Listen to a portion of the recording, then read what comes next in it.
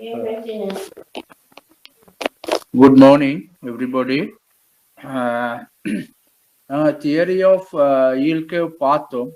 அதுல expectation theory நாங்க last weekல பார்த்தோம். Expectation theory என்ன சொல்ல வருதுன்றத last weekல நாங்க பார்த்தோம்.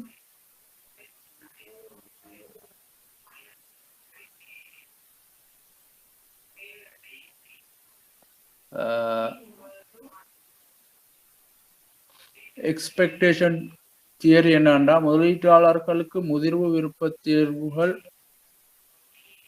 இல்லை. Investors have no maturity preference but do have expectation about future level of rates. எதிர்காலம் சம்பந்தமான அந்த இன்ட்ரெஸ்ட் ரேட் சம்பந்தமான அவங்களுக்கு ஒரு எதிர்பார்ப்பு காணப்படுது. Preference but no investor have no maturity preference but do have expectation about future level of rates. Expectation for higher rates. Positively slope yield curve. Yield curve எப்பயுமே expectation higher ஆயிக்கு நேரம் interest rate higher ஆயிக்கும்னு நினைக்கிற நேரம் அது வந்து positive yield curve ஆக காணப்படும். upward sloping yield curve ஆக காணப்படும். expectation வந்து future interest rate வந்து குறையும்ன்ற ஒரு expectation காணப்படுமா இருந்தா ஒரு negative slope yield curve நாங்க காணலாம். அங்கு நெகட்டிவ் ஸ்லாப் yield curve தான் காணப்படும். ஆகவே flat yield curve, short term rate, long term rate இது வந்து ஒரே மாதிரியாக காணப்படும். மாறாத எதிர்பார்ப்புகள் expectation for unchanged rate, rate மாறாம காணப்படுற நேரம். இங்க நாங்க விளங்கணும் என்னன்னா upward expectation வந்து எதிர்காலத்துல yield கூடும் இருக்கிற நேரம் ஆக கூடுதலாக அந்த ஷார்ட் டேர்ம் வச்சுவாங்க வாங்குவாங்க. ஷார்ட் டேர்ம் கூட டிமாண்ட் பண்ற நேரம் அதுக்கான பிரைஸ் கூடும், yield குறையும். அதே நேரம் லாங் டேர்முக்கான டிமாண்ட் குறைவாய்க்கும், ஆகவே அதோட பிரைஸ் குறையும். ஆகவே பிரைஸ் குறைகிற நேரம் அதுண்ட yield curve வந்து upward sloping ஆக காணப்படும். ஆகவே yield curve ஒரு upward sloping ஆக காணப்படும். இது expectation தியரியை பேஸ் பண்ணி நான் பார்க்குற விஷயம். 3 வகையான yield curve காணலாம். நாங்க அடுத்தது liquidity preference theory, yield வளைகோடுகள்ல திரவ விருப்ப கோட்பாடு. திரவத்தை பெறுவதற்காக முதலீட்டாளர்கள் yield தியாகம் செய்கிறார்கள். அதாவது முதலீட்டாளர்களோட இங்க என்னன்னா திரவ விருப்ப கோட்பாடு லிக்விடிட்டி ப்ரிஃபரன்ஸ்னா அவங்க நினைச்ச நேரம் அந்த பொண்ட கவர்மெண்ட் செக்யூரிட்டிஸை விற்கிறதுக்கான சந்தர்ப்பம் காணப்படும். அவங்க வந்து இப்ப இந்திய வாங்கினா அடுத்து நாளை விற்க வேணும்னு இருந்தா, விற்பனை செய்யணும்னா, எக்ஸிட் ஆகணும் அந்த இன்வெஸ்ட்மெண்ட்ல இருந்தா அவங்க அதை விற்கிறதுக்கான அந்த விருப்பம் மார்க்கெட்ல அதை அடிக்கடி ட்ரேட் ஆகிற பொண்ட் ஒன்றாக காணப்படும். ஆகவே நாங்க இதை பொண்ட்ஸ் ட்ரேட் ஆகிற நேரம் on the run bonds, off the run bonds 2 வகையாக பிரிக்கலாம். ஒன் த ரன் பாண்டுண்டா மார்க்கெட்ல அடிக்கடி ட்ரேட் ஆகிக்கொண்டே இருக்கும், அது ஒன் த ரன் ஈக்கும் மார்க்கெட்ல. ஆஃப் த ரன் பாண்டுண்டா அது இருந்தாப்புலதான் ட்ரேட் ஆகும், அடிக்கடி ட்ரேட் ஆகும்.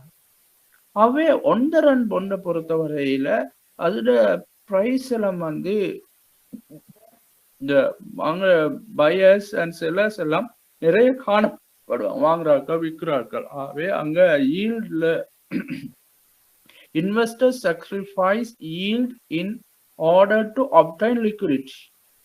Investors prefer liquidity and borrowers prefer long term funds. இன்னும் வந்து இன்வெஸ்டர்ஸை பொறுத்தவரையில அவங்க எப்பயுமே ப்ராஃபிட்டை தான் டார்கெட் பண்ணுவாங்க. ஆகவே அவங்களோட நோக்கம் என்னன்னா அவங்களோட இன்வெஸ்ட்மெண்ட்ல இருந்து நினைச்ச நேரம் அவங்க ஆபத்துல எதிர்பார்க்கிற நேரம், பெருமதிகள் குறையும் எதிர்பார்க்கிற நேரம், அல்லது வேற இன்வெஸ்ட்மெண்ட்களுக்கு மாற்றணும் குறிப்பிட்ட இன்வெஸ்ட்மெண்ட் யோசிக்கிற நேரம் அவங்க அதுல இருந்து வெளியாகும். ஆகவே அவங்க அந்த லிக்விடிட்டி கூடின அந்த பொண்ட்ஸ்களை தான் வாங்குவாங்க. ஆகவே ஆஃப் த ரன் பொண்ட்ஸை பொறுத்தவரையில அதோட பிரைஸ் வந்து எப்பயும் கூடுதலாக காணப்படும். ஈல்ட் குறைவாய்க்கும் ஒன் த ரன் பண்ண பொறுத்தவரையில. ஆஃப் த ரன் பண்ண பொறுத்தவரையில அதோட பிரைஸ் வந்து குறைவாய்க்கும். நான் சொல்லிக்கிறேன், பிரைஸுக்கும் ஈல்டுக்கும் இன்வெர்ஸ் ரிலேஷன்ஷிப் காணப்படுது. ஆகவே அந்த பிரைஸ் வந்து எப்பயும் குறைவாய்க்கும். ஏன்னா பெரிய ஒரு டிமாண்ட் இருக்காது. ஆஃப் த ரன் அடிக்கடி ட்ரேட் ஆகாது, லிக்விடிட்டி குறைஞ்ச. ஆகவே அதோட பிரைஸ் வந்து எப்பயுமே கூடுதலாக காணப்படும். Long term bonds are less liquid than short term bonds. அதுல வந்து லாங் டேர்ம் நீண்ட கால bonds-ஐ பொறுத்தவரையில அதோட வந்து இந்த நீண்ட கால bonds-ஐ பொறுத்தவரையில அந்த லிக்விடிட்டி வந்து குறைவாய்க்கும். ஆனா ஷார்ட் டேர்ம் bond லிக்விடிட்டி வந்து மார்க்கெட்ல கூடுதலாக காணப்படும். வெரி ஷார்ட் டேர்ம் அடிக்கடி ட்ரேட் ஆகிறதுக்கான சான்ஸ் பெரும்பாலும் ட்ரெஷரி பில்லுகளை பொறுத்தவரையில கூடுதலாகவே ட்ரேட் ஆகும். bonds-ஓட கம்பேர் பண்ணுறேன். bid offers spread and greater price volatility. bid offers spreadன்றது நாங்க அழகா விளங்கிக் கொள்ளணும். பிட்னா வாங்க தயாராகிக்கிற ரேட். அடுத்தது offers வந்து விற்க தயாராகிக்கிற bond. வாங்குறவரும் விற்கிறவரும் அந்த ரேட் தான் ஸ்ப்ரெட். ரெண்டுக்கும் இடையில் உள்ள வித்தியாசம். வாங்க தயாராகிக்கிற அந்த பிரைஸ் அல்லது ஈல்டுக்கும் விற்க தயாராகிக்கிற பிரைஸோ ஈல்டு அதுக்கும் இடையில் உள்ள வித்தியாசம் தான் ஸ்ப்ரெட் என்று சொல்வோம். அந்த ஸ்ப்ரெட் வந்து லிக்விட் பொண்டை பொறுத்தவரையில அடிக்கடி ட்ரேடர் ஒன் த ரன் பொண்டை பொறுத்தவரையில குறைவாக. ஆனா ஆஃப் த ரன் பொண்டை பொறுத்தவரையில இந்த ஸ்ப்ரெட் வந்து மிச்சம் கூடுதலாக காணப்படும். ஸ்ப்ரெட் வந்து அங்க குறைவா காணப்படாது. ஏன்னா அங்க வந்து வாங்குற ஆள் வந்து எப்பயுமே மிக குறைய விலைக்கு தான் வாங்குவாரு. ஏன்னா அவரோட லிக்விடிட்டி ரிஸ்கோட அதை வாங்குறாரு, பர்ச்சேஸ் பண்றாரு. செலர் வந்து எப்படியாவது விற்கணும்ன்றதுனால, ஆனா செலர் அந்த பிரைஸ் அவரோட நார்மலாக அவர் ஒரு பிரைஸை தான் கோட் பண்ணிப்பார்.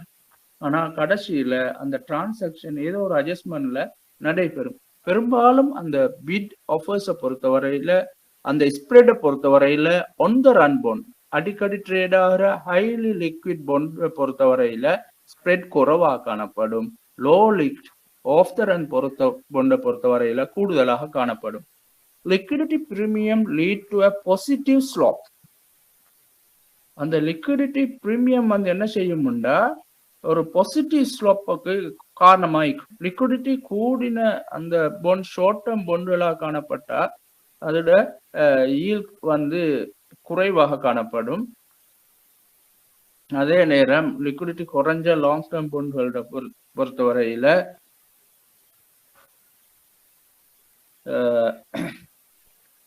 அதோட வந்து லாங் டேர்ம் பொண்டுகளை லிக்விடிட்டி குறைஞ்ச பொண்டுகளை பொறுத்தவரையில அதோட பிரைஸ் வந்து குறைவாய்க்கும், ஈல்ட் கூடுதலாய்க்கும். ஆகவே இது வந்து கட்டாயமாய்க்கணும் முடியல. upward yield curve does not necessarily imply interest rate will go up in the future. இது இன்னொரு விஷயம் சொல்லுது என்னன்னா, upward sloping நாங்க 3 curve பார்த்தோம். downward sloping, upward sloping and flattened yield curve. இந்த மூணுலையும் upward sloping yield curve வந்து கட்டாயமா அத எக்ஸ்பெக்டேஷன் தியரியில சொல்ற மாதிரி கட்டாயமாக எதிர்காலத்துல இன்ட்ரெஸ்ட் கூடும்ன்றது மட்டுமல்ல, அல்லது இன்ட்ரெஸ்ட் கூடுறதுனாலதான் அது அப்வர்ட் ஆயிக்கும்னு சொல்லலாது. இங்க வந்து லிக்விடிட்டி ப்ரிஃபரன்ஸ் தியரியை பொறுத்தவரையில அவங்க சொல்றாங்க லிக்விடிட்டி ஷார்ட் டேர்ம் கூட ஆனா லாங் டேர்ம் குறைவாய்க்கிறதுனால அது அப்வர்டாக காணப்படலாம். அந்த liquidity premium lead to a positive slab. Liquidity premium நாங்க லிக்விடிட்டி குறைவாய்க்கிற பொண்டுக்கு குறைந்த பிரைஸ் ஒன்றுல பர்ச்சேஸ் பண்ணுவோம். ஆகவே ஈல்டு வந்து கூடுதலாக காணப்படும். அந்த லிக்விடிட்டி பிரீமியமும் ஒரு காரணமாக மாறும் இந்த upward yield cave.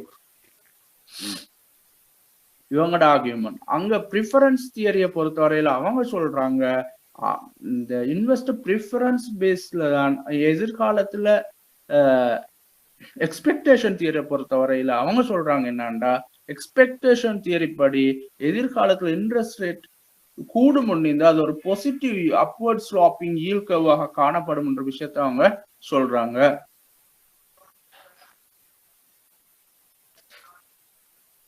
Market segmentation theory.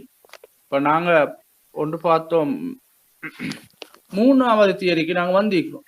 இதுக்கு முதல்ல நாங்க பார்த்தோம் லிக்விடிட்டி ப்ரிஃபரன்ஸ் தியரி. அதுக்கு முந்தி பார்த்தோம் எக்ஸ்பெக்டேஷன். லாஸ்ட் கிளாஸ்ல பார்த்தோம், நாட் லாஸ்ட் வீக், லாஸ்ட் கிளாஸ்ல பார்த்தோம் எக்ஸ்பெக்டேஷன். அதாவது இன்ட்ரெஸ்ட் ரேட் கூடும் அல்லது குறையும் அல்லது ஃபிளட், அதாவது மாறாதுன்ற இந்த அடிப்படையில இயல்கவு அமையும் உண்டு. ஆனா லிக்விடிட்டி ப்ரிஃபரன்ஸ் தியரியில சொல்லுது லிக்விடிட்டியை பேஸ் பண்ணித்தான் அந்த ஈல்கேவோட ஷேப் அமைகிறதுக்கு வாய்ப்பு இருக்கிறது.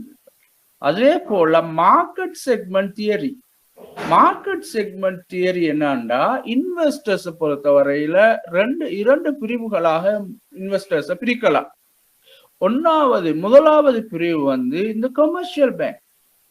கமர்ஷியல் பேங்க்ல பெரும்பாலும் மக்கள் நிறைய டிபாசிட் பண்ணுவாங்க. ஆனா அவங்கள்ட்ட டிபாசிட் ஃபண்டுகள் வார நேரம் பெரிய லாங் டேர்ம் ஃபண்டுகள் ஆயிக்காது. ஷார்ட் டேர்ம்ல வித்ட்ரா பண்ணுவாங்க. 1 year 2 year அல்லது 10 30 20 30 இயர்ஸ் வரைக்கும் போக முடியாது, எதிர்பார்க்கலாம். அவங்களோட இந்த மார்க்கெட் செக்மெண்ட் அவங்க என்ன செய்வாங்கன்னா அவங்களோட assets liability, short term liability, நாங்க டிபாசிட் கொண்டு போய் பேங்க்ல வச்சா பேங்க் எங்களுக்கு திருப்பி தரணும். நாங்க எந்த நேரம் கேட்கிறோம் அந்த டைம்ல திருப்பி தரணும். அவை பேங்கை பொறுத்தவரையில் அது ஷார்ட் டேர்ம் லைபிலிட்டி. பேங்க் என்ன செய்யும்னா அந்த ஷார்ட் டேர்ம் லைபிலிட்டிக்கு ஏற்பதான் அதை மெச் பண்றதுக்கு, அசெட் லைபிலிட்டி மெச் பண்றதுக்காக வேண்டி ஷார்ட் டேர்ம் ஃபண்ட்ஸ்ல இன்வெஸ்ட் பண்ணும். ஆனா இன்சூரன்ஸ் கம்பெனி, இன்சூரன்ஸ் வந்து ஒரு இன்சிடென்ட் நடந்தா தான் கிளைம் பண்ணுவாங்க. அப்படி இல்லாட்டி கிளைம் பண்ணாது. அந்த ஃபண்ட் லாங் டேர்ம் ஃபண்ட் ஆயிக்கும். அல்லது நாங்க சொல்லுவோம் superannuation funds, EPF. EPF ஒரு ஆள் தொழில் ஜாயிண்ட் ஆயினண்டா, ஜாப் ஜாயிண்ட் ஆயினண்டா, இஸ் ஜாயினிங் அட் ஹிஸ் 18 வருஷத்துல அவர் ஜாப் ஜாயிண்ட் ஆகிறாரு. அவர் வித்ட்ரா பண்ணுவாரு 55ல. அல்லது 25 இயர்ஸ்ல ஒரு ஆள் ஜாயிண்ட் ஆயினண்டா 55 30 years. It's a long term fund. ஆகவே மார்க்கெட்ல இரண்டு வகையான இன்வெஸ்டர்ஸும் காணப்படுவாங்க. ஒரு குரூப் வந்து ஷார்ட் டேர்ம் ஃபண்டோட இருப்பாங்க, இன்னொரு குரூப் வந்து லாங் டேர்ம் ஃபண்டோட இருப்பாங்க. Investors have preferred segment dominated by their liabilities. Investors have preferred segment dominated by their liabilities. அவங்களோட liabilities பொறுத்து தான் அவங்களோட செக்மெண்ட் ப்ரிஃபரன்ஸ் தீர்மானிக்கப்படும். உதாரணமாக நாங்கள் எடுத்துக்கொண்டோம்னா ஒரு இபிஎஃப், அவங்களோட செக்மெண்ட் லாங் டேர்ம். பென்ஷன் ஃபண்டுகளை பொறுத்த வரையில ஒரு ஆள் job join it's take long time retire ஆகிறது. அதே போல ஒரு பேங்க் எடுத்தா ஷார்ட் டேர்ம் ஆயிக்கும். Neither borrowers nor the investor willing to shift from one sector to another.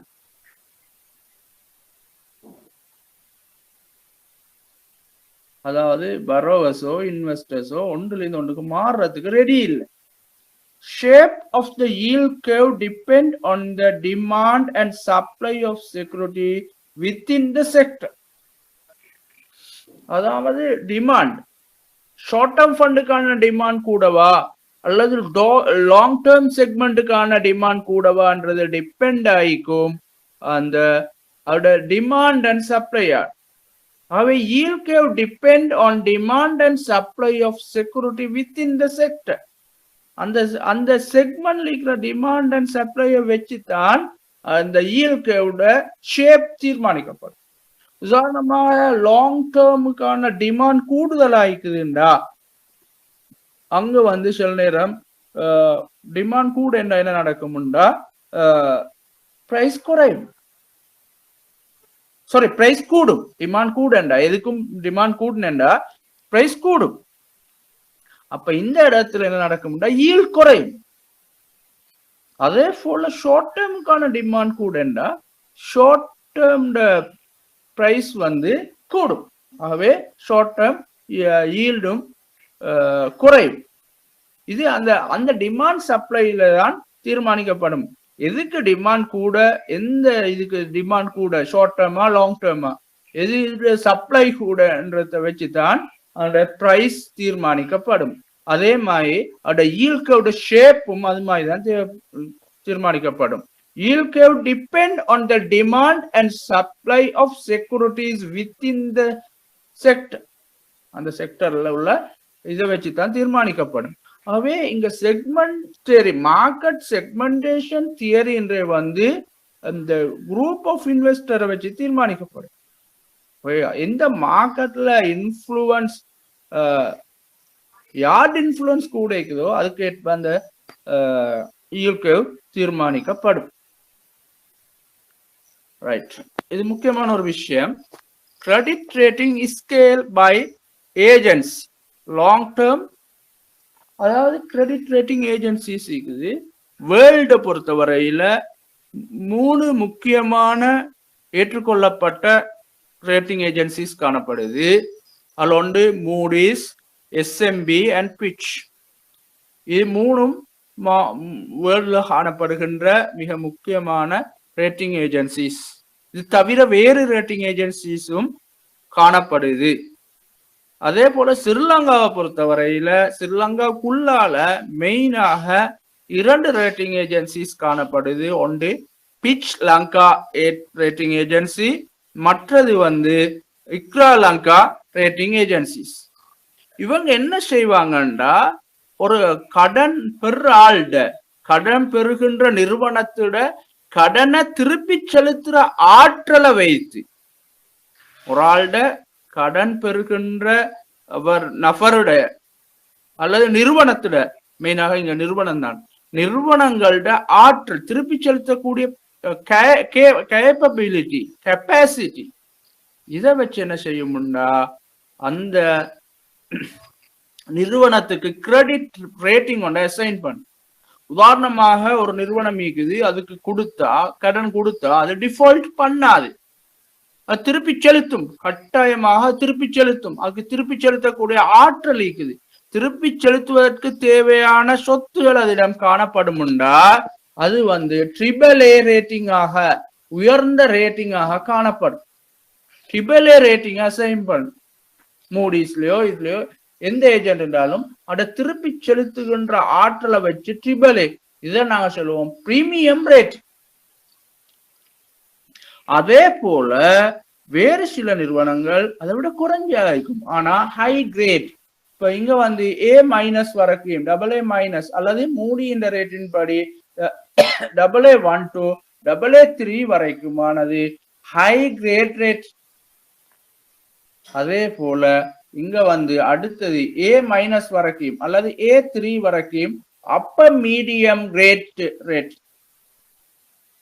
அதே பிறகு BBB1 இருந்து BBB3 அல்லது SMBO அல்லது ஃபிட்சோ பேஸ் பண்ணி பார்த்தோம்னா BBB+ to BBB-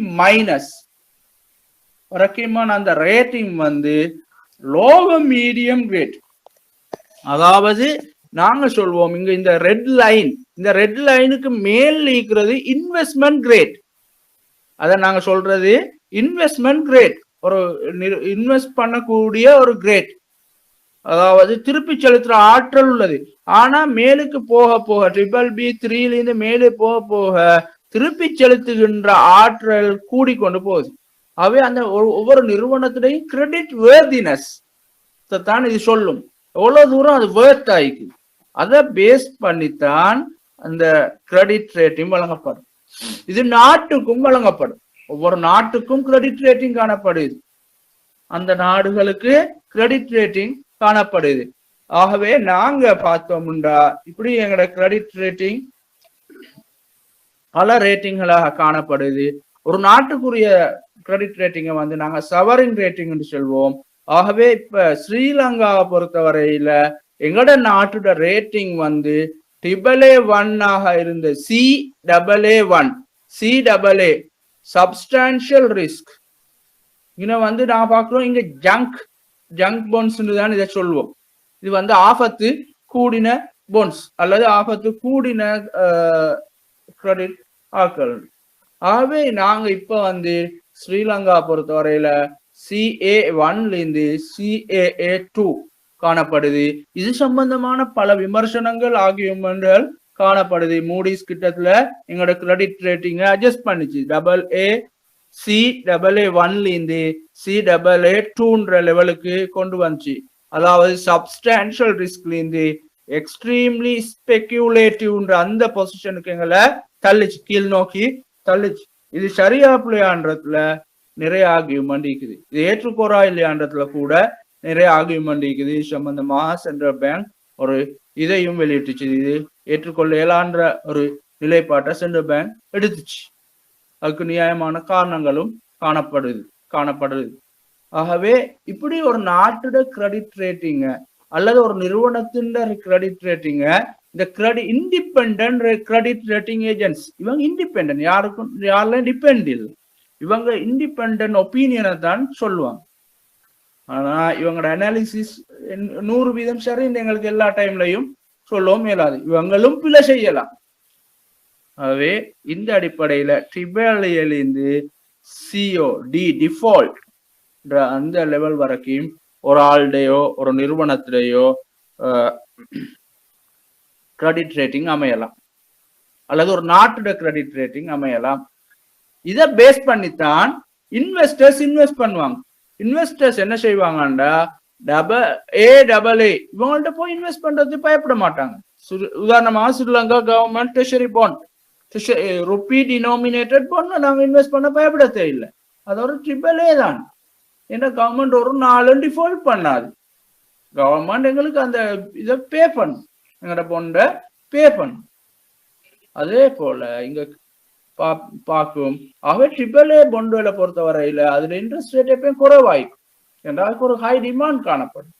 இங்களை குறைஞ்சு வர இன்ட்ரெஸ்ட் ரேட் கூடிக்கொண்டு போகும் என்றால் டிமாண்ட் குறைவாய்க்கும்.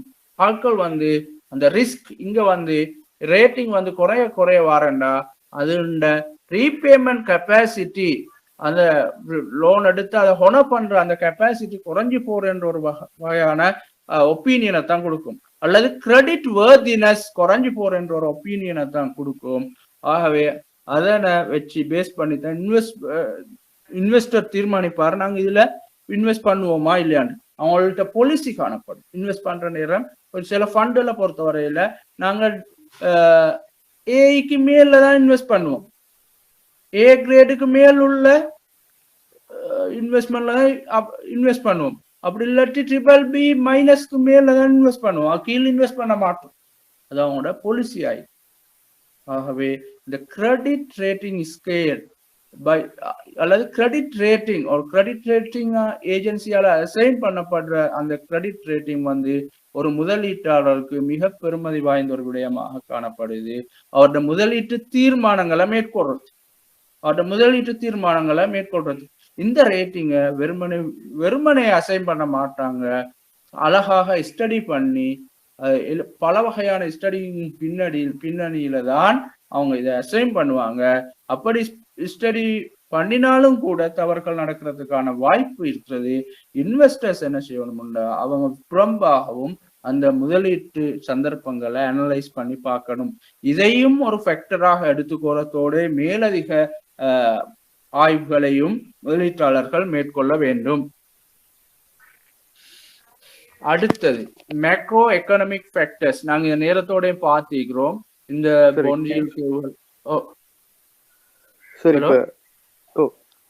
கண்ட்ரியோட கிரெடிட் ரேட்டிங் குறைஞ்சா அதுக்கேற்ற மாதிரி பேங்கோட கிரெடிட் ரேட்டிங்கும் அட்ஜஸ்ட் ஆகுமா? அதுல நீங்க விஷயம் என்னன்னா ரேட்டிங் ஏஜென்சி உண்மையில அதுல ஒரு ஆர்கியூமெண்ட் ஒன்று இருக்குது. இப்ப ஸ்ரீலங்காவோட கண்ட்ரியோட ரேட்டிங் அட்ஜஸ்ட் பண்ண நேரம் பீப்புள்ஸ் பேங்க் அல்லது முக்கியமான பேங்க் எல்லாத்துலயும் ரேட்டிங் நேரத்தோட ஒரு முறை அட்ஜஸ்ட் பண்ணாங்க. ஆனா அவங்க ருப்பி டினோமினேட்டட் வார நேரம் அந்த பேங்கோட உண்மையில அட்ஜஸ்ட் பண்ணணுமாண்டா தேவையில்லைன்ற ஒரு ஆர்கியூமெண்ட் தான் வரையல்.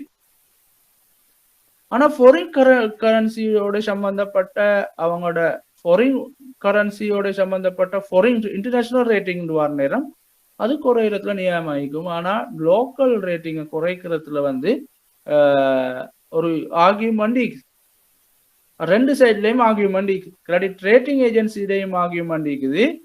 அடுத்த ஆட்களை அதை விமர்சிக்கிற ஆட்களோட ஆர்கியூமெண்ட்லயும் நியாயமான பாயிண்ட்ஸ். உதாரணமா ஸ்ரீலங்காவில் உள்ள முக்கியமான banks, commercial bank, bank of Ceylon, people's bank, எல்லாத்துலயும் கிட்டத்தட்ட 5-6 பேங்க் ஒரு இவங்க கிரெடிட் ரேட்டிங் கண்ட்ரி ரேட்டிங் குறைக்கிற நேரம் குறைச்சாங்க. ஆனா அது குறைக்க தேவையா இல்லையான்றதுல ஒரு பெரிய ஒரு இஷ்யூ. அடுத்தது எங்களுக்கு எங்களோட டிபாசிட் இன்சூரன்ஸ் ஸ்கீம் ஒன்று இருக்குது. 1.1 மில்லியனுக்கு வரைக்கும் டிபாசிட் இன்சூரன்ஸ் ஸ்கீம் வந்து கேரண்டி பண்றாங்க. இப்படி நிறைய விஷயங்கள் இருக்குது இதுக்குள்ளால. ஆனா அது அது சம்பந்தமான ஆர்கியூமெண்ட் ஒன்று இருக்குது. நீங்க ஒரு மிக முக்கியமான ஒரு கேள்வி, பொருத்தமான ஒரு கேள்வி தான் கேட்டீங்க. ஆனா இன்டர்நேஷனலி ஒரு நாட்டோட ரேட்டிங் அட்ஜஸ்ட் ஆகிற நேரம் இன்டர்நேஷனலி அந்த பேங்கோட ரேட்டிங் அட்ஜஸ்ட் ஆகிறதுல பிரச்சனை இல்லை.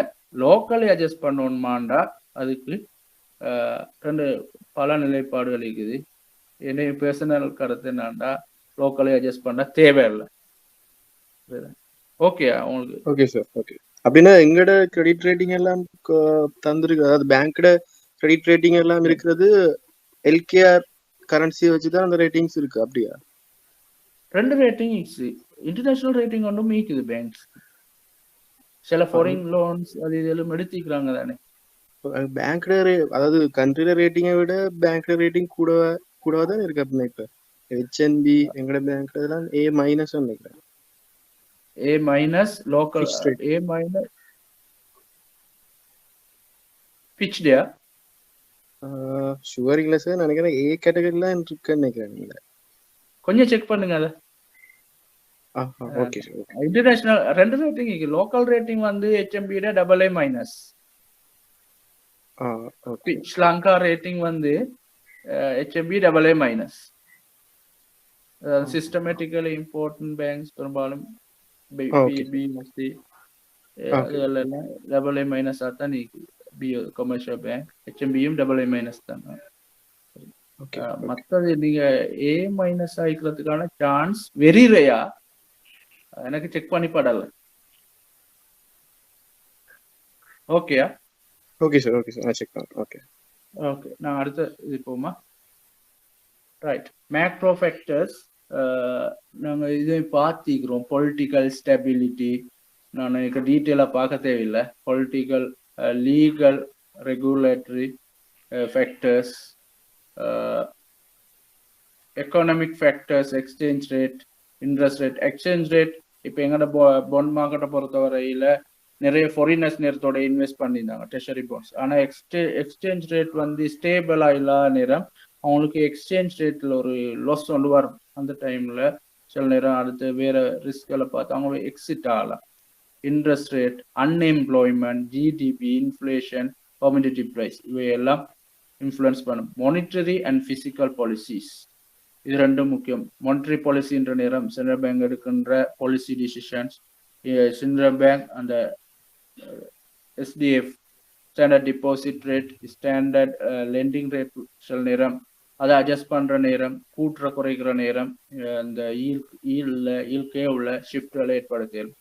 பிசிக்கல் பாலிசின்ற நேரம் கவர்மெண்ட் இந்த பட்ஜெட் பாலிசிஸ், அதோட பரோவிங் பாலிசிஸ், டேக்ஸ் இதுவெல்லாம் எல்லாம் இன்ஃப்ளூயன்ஸ் பண்ணல. கவர்மெண்ட் எப்படி அதோட பட்ஜெட் டிஃபிசிட்டை எப்படி பிரிட்ஜ் பண்ணுது, அந்த விஷயங்கள் இந்த இடத்துல இன்ஃப்ளூயன்ஸ் பண்ணலாம். ஸ்டாக் மார்க்கெட் ரிட்டர்ன் வந்து ஸ்டாக் மார்க்கெட் ரிட்டர்ன் எப்படி இன்ஃப்ளூயன்ஸ் பண்ணுமுண்டா, ஸ்டாக் மார்க்கெட் கூடிட்டு போக முடியுதா, ஆட்கள் என்ன செய்வாங்கண்டா எதிர்காலத்துலையும் கூடும்ன்ற ஒரு எக்ஸ்பெக்டேஷன் இருந்தா ஆட்கள் ஷிஃப்ட் ஆகுவாங்க. அப்போ இன்ட்ரெஸ்ட் ரேட்லேருந்து interest bearing investment, treasury bond, treasury பில்லோ அல்லது வேறு இதுகள்லேருந்து ஆட்கள் ஷேர் மார்க்கெட் இன்வெஸ்ட் பண்ணி கூட ரிட்டர்ன் ஒன்று எதிர்பார்ப்பாங்க. அல்லது மார்க்கெட் தொடர்ந்து வீக் ஆகி கொண்டு போறேன்டா என்ன செய்வாங்கண்டா ஆட்கள் வந்து ஸ்டாக் மார்க்கெட் வீக் ஆகிறதுனால பாண்ட் மார்க்கெட்டுக்கு தங்களோட ஃபண்ட்ஸை மூவ் பண்ணுவாங்க. அடுத்தது ஜியோ பாலிட்டிக்ஸ் நிறைய இடங்கள்ல விளையாடுது. அடுத்தது மார்க்கெட் லிக்விடிட்டியும் முக்கியம். ஏன்னா மார்க்கெட் லிக்விடிட்டி இருந்தால் தான் இன்வெஸ்டர்ஸ்க்கு அவங்களோட இன்வெஸ்ட்மெண்ட்ஸை சரியாக மேற்கொள்றதுக்கான வாய்ப்பாக அமையும். அடுத்தது டிஸ்கவுண்ட். அதாவது lender borrow a paper of at 100 for 1 year and receive 110 in 1 year time. அதாவது ஒரு லெண்டர் என்ன செய்யறாருன்னா இங்க வந்து அந்த டிஸ்கவுண்ட்ன்றத உங்களுக்கு காட்டுறது தான், எப்படி அந்த ரிட்டர்ன் வாரன்றதை காட்டுறது தான் இது தரப்பட்டிருக்குது 110. அப்ப இங்க வந்து 10% ரிட்டர்ன் ஒன்று கிடைக்குது. Another way to look at, investor had bought the paper at a discount to the face value of 110. 110 அந்த இதை வந்து டிஸ்கவுண்ட்டுக்கு வாங்கினேன்டா, amount of the discount is 10 rupees. 10 rupees. ஆகவே 10 rupees டிஸ்கவுண்ட் கிடைச்சுமுண்டா 110க்கு 10 rupees எங்களோட ரிட்டர்ன் பெர்சன்டேஜ் வந்து 9.091. Discount equal face value minus price. Face value, எங்களோட face value 110 minus price பண்ணா எங்களுக்கு வர அந்த price 101 ஒரு ரேட் ஒன்று வரும். மேல நாங்க பார்த்ததுல வந்து face value 100 minus 110 எங்களோட price நாங்க இன்வெஸ்ட் பண்றோம் 100, அதோட face value 110, அப்ப எங்களுக்கு 10 டிரெக்டா கிடைக்குது 10%. இங்கே டிஸ்கவுண்ட் வர நேரம் 110 டிஸ்கவுண்ட் பண்ணோம்டா 110க்கு 10 கிடைக்கிற நேரம் டிஸ்கவுண்ட் ரேட்ண்டா எங்களுக்கு 9.91 தான் கிடைக்கும். இங்கே 2 எக்ஸாம்பிள் தரப்பட்டிருக்குது. இந்த எக்ஸாம்பிளை நான் எக்ஸல்ல உங்களுக்கு காட்டலும்.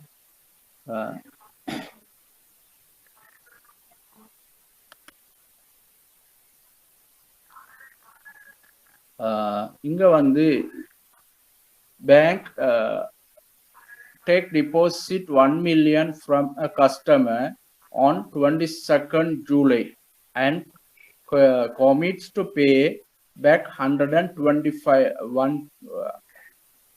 அதாவது பேங்க் 1 million எடுக்குது டிபாசிட்டா ஆஃப்டர் the 22nd July. அதே நேரம் 22nd October திருப்பி செலுத்துற நேரம் அது வந்து திருப்பி செலுத்துற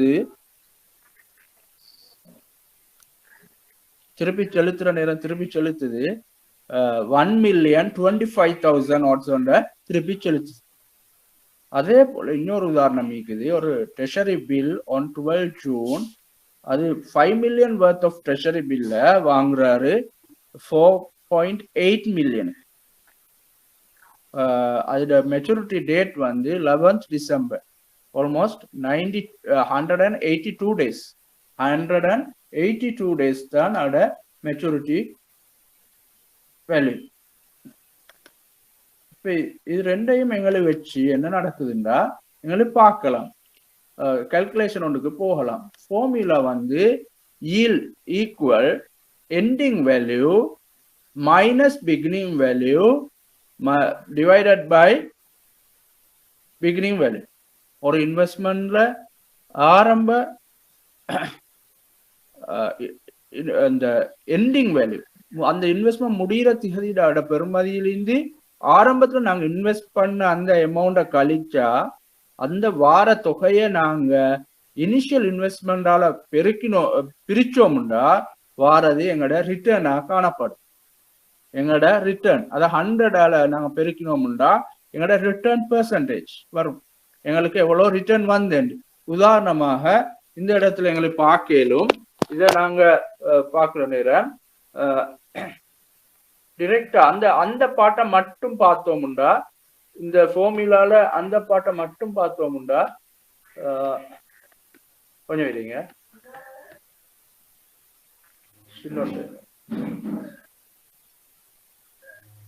அந்த பாட்டை மட்டும் பார்த்தோம்னா எங்களோட ரிட்டர்ன் எவ்வளோன்னு பார்க்கலாம். ஆனா இங்க வந்து ரிட்டர்ன் பார்க்குற நேரம் எங்களுக்கு முக்கியமான ஒரு விஷயம் என்னன்னா எங்களோட பீரியட் வந்து நாங்க கன்சிடர் பண்ணணும். பீரியட் எவ்வளவுன்றது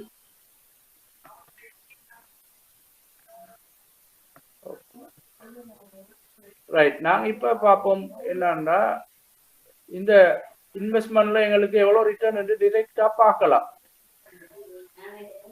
ஈக்குவல் நாங்க எவ்வளவு எங்களுக்கு இன்வெஸ்ட்மெண்ட் முடிவுல இவ்வளவு வருது. அதே நேரம் நாங்க இன்வெஸ்ட் பண்ணினோம் இவ்வளோ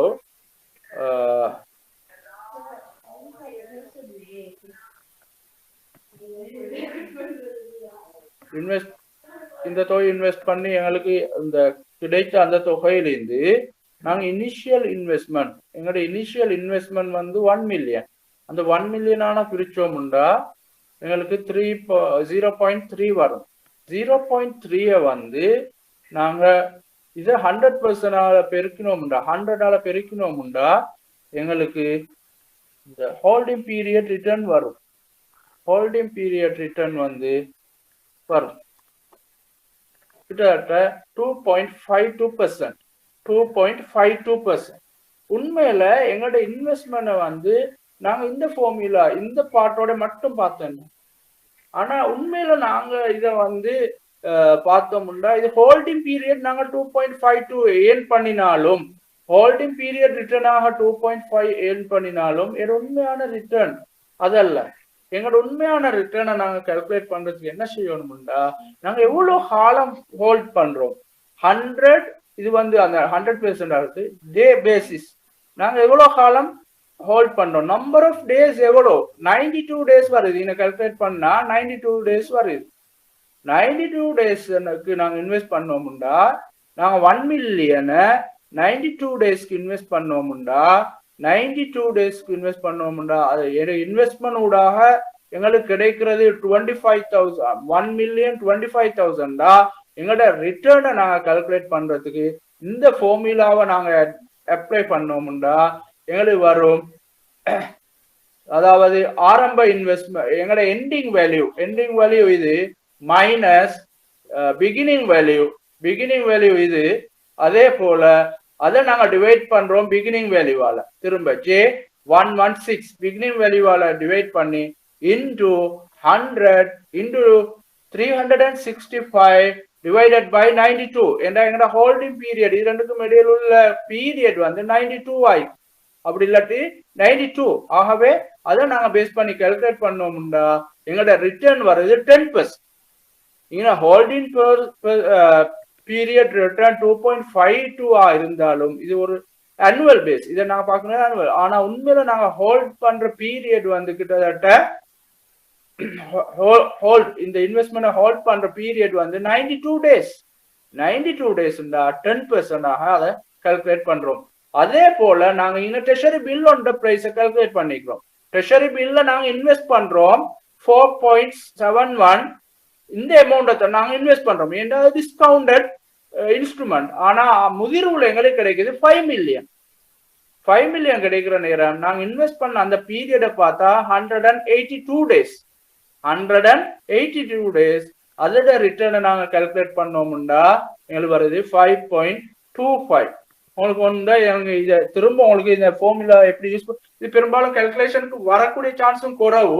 நீங்க இதை விளங்கி வச்சிருந்தா போதும். ஆகவே இது எப்படி நாங்க செய்யறோம்டா கொஞ்சம் நாங்க ending value minus beginning value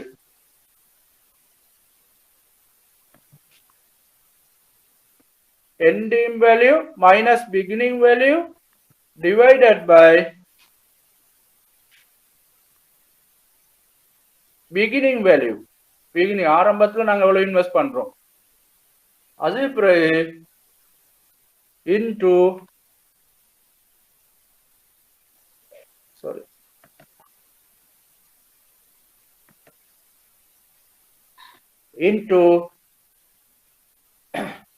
எங்கட நாங்க 100% மாத்திரத்துக்கு 100% பாக்குறதுக்கு 100 போடுறோம். அதே போல நாங்க என்ன செய்யறோம்டா 100 இன்டு இனி நாங்க ஒரு பிராக்கெட் போட்டுருவோம்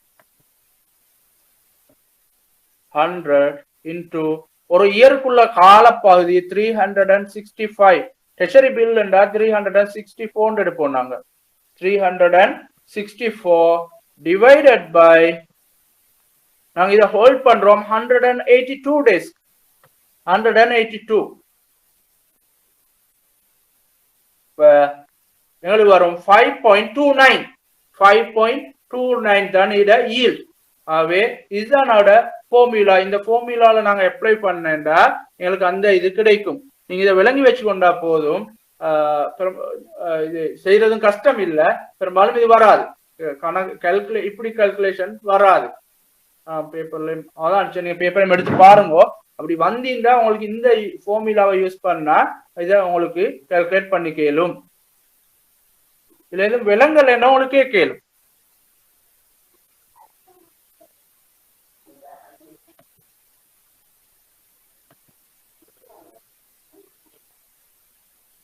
அப்ப அடுத்த இது இப்போ அடுத்தது ரிட்டர்னை வந்து yield to maturity, அடுத்த ஹோல்டிங் பீரியட் ரிட்டர்ன். நான் அதைத்தான் உங்களுக்கு சொன்னேன். ரெண்டு ஹோல்டிங் பீரியட் ரிட்டர்ன் வந்து நாங்க ஹோல்டிங் பீரியட் ரிட்டர்ன் வந்து எவ்வளவு காலம் ஹோல்ட் பண்ணோமோ அதை கால்குலேட் பண்றோம். அது வந்து பேக்வர்ட் லுக்கிங் அப்ரோச். அதாவது நாங்க எவ்வளவு ஏர்ன் பண்ணோம், ஹோல்டிங் பீரியட்க்கு எவ்வளவு ஏர்ன் பண்ணோமோ அதை நாங்க எடுக்கிறோம். அதே போல இந்த yield to maturity-ன்றது forward looking approach. முன்னுக்கு நாங்க இன்வெஸ்ட் பண்ணா எவ்வளவு கிடைக்கும் அந்த forward looking approach தான் இது. ஆனா இங்க yield to maturity கால்குலேட் பண்ற நேரம் நாங்க டே கவுண்ட் எவ்வளவு நாளைக்கு நாங்க ஹோல்ட் பண்றோம் அந்த டே பேசிஸ் எடுக்கிறோம். ஆனா ஹோல்டிங் பீரியட் ரிட்டர்னை நாங்க வந்து அனுவலைஸ் பண்றேன்னா நாங்க வேற மெத்தட் போவோம். சும்மா வெறுமனை கால்குலேட் பண்ணி பாக்குற நேரம் அந்த பீரியடை நாங்க எடுக்க மாட்டோம். இந்த கணக்குல தான் நாங்க அதுல செஞ்சோம்.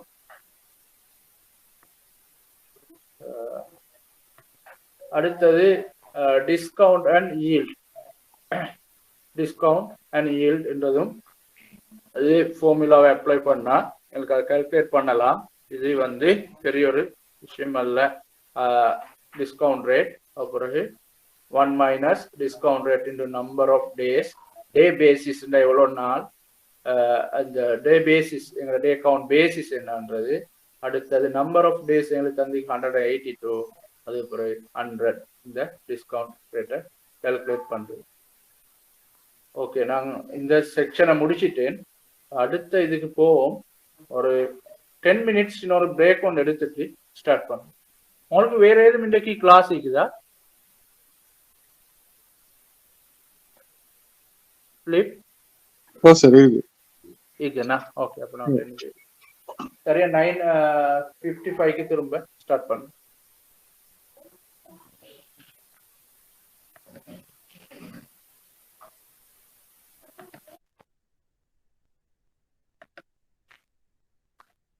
ஓகே, நாங்க இந்த ஃபிக்ஸ் இன்கம் செக்யூரிட்டிஸ் தான் தொடர்ந்து பார்த்துட்டு இருக்கிறோம்.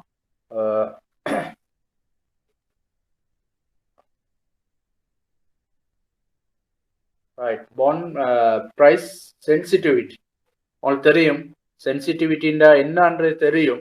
பாண்ட் பிரைஸ் சென்சிட்டிவிட்டியை பொறுத்தவரையில examine price yield relationship for different bonds. அதாவது மாறுபட்ட பாண்ட்ஸ்களுக்கு ஈல்டுக்கும் பிரைஸுக்கும் இடையில எவ்வாறான ஒரு சென்சிட்டிவிட்டி, ஈல்ட் ஏற்படுகின்ற மாற்றம் பிரைஸ்ல எவ்வாறான ஒரு மாற்றத்தை ஏற்படுத்தும். இத நாங்க பார்க்கிறோம். ஒரு உதாரணத்தோட பார்க்கிறோம். நாங்க எடுத்துக்கிற உதாரணத்துல 0%, 5%, 10% கூப்பான் பொண்ட கூப்பான் வந்து 0%, 5% and 10%. மெச்சூரிட்டி டேட் வந்து மெச்சூரிட்டி வந்து 5 years and 20 years. yield to maturity 7% to 13%. 7% to 13%. இப்போ உங்களுக்கு விளங்கும். இங்க இந்த நான் டேபிள்ல தந்திக்கிறேன் என்னன்னா yield to maturity 7% ஆகிக்கிற நேரம் ஒரு 10-year bonded price வந்து 10% 5-year bonded price வந்து 10% கூப்பன் ஆகிக்கிற நேரம் அதோட yield to maturity 7 expected return வந்து 7% ஆக காணப்படுற நேரம் அதோட பிரைஸ் 100 ரூபாய் பெறுமதியான ஒரு bond price வந்து 112 ஆக காணப்படுது. இதை நாங்க பிரீமியம் bond என்று சொல்லுவோம். ஃபேஸ் வேல்யூவை விட கூடுதலாக காணப்படுது. இதே yield என்ன நடக்குதுண்டா கூடிக்கொண்டு போகுது. 8%, 9%, 990, 999, 10, அப்படி 10, 1, 13. அப்படி பிரைஸ் ஈல்ட் கூடிக்கொண்டு படிப்படியா கூடிக்கொண்டு போக அந்த பிரைஸ் என்ன நடக்குதுன்னா குறைஞ்சு கொண்டு போகுது. அந்த பொண்டோட 10% 5 இயர் பொண்ட பிரைஸ் வந்து குறைஞ்சிட்டே போகுது. இங்க 13 ஆகிற நேரம் 89.45, 7 ஆகிக்கிற நேரம் 112.30 ஆயிருந்தது. 13% expected return yield to maturity காணப்படுற நேரம் 89 ஆக காணப்படுது. இது எங்களுக்கு காட்டுது டிரெக்டாவே இன்வெர்ஸ் ரிலேஷன்ஷிப். ஈல்ட் அதிகரிக்கிற நேரம் பிரைஸ் குறைஞ்சிட்டு போகுது. இங்க பாருங்க, ஈல்ட் டு மெச்சூரிட்டி 10% ஆவோ காணப்படுற நேரம் அந்த பிரைஸ் 100 ஆயிக்கு. 10% 5 இயர் பொண்ட பிரைஸ் வந்து 100 ஆக காணப்படுது. அதாவது ஃபேஸ் வேல்யூலே ட்ரேட் ஆகுது. அங்க டிஸ்கவுண்டோ பிரீமியமோ இல்ல. இதுக்கு மேல பிரீமியம் காணப்படுது. ஈல்ட் 10% விட குறைவாக காணப்படுற நேரம் கூப்பான், இது 10% அட கூப்பான் இன்ட்ரெஸ்ட் விட குறைவாக காணப்படுற நேரம் அந்த பாண்ட் பிரீமியம் பாண்டாக காணப்படுது.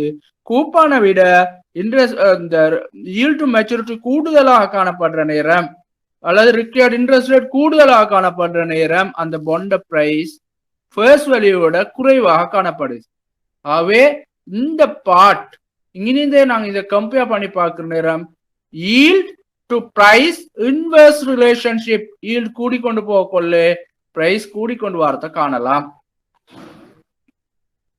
ரைட். அதே போல நாங்க ஒரு 0%, அதே போல இன்னொரு விஷயத்தை இதுல பார்க்கலாம்.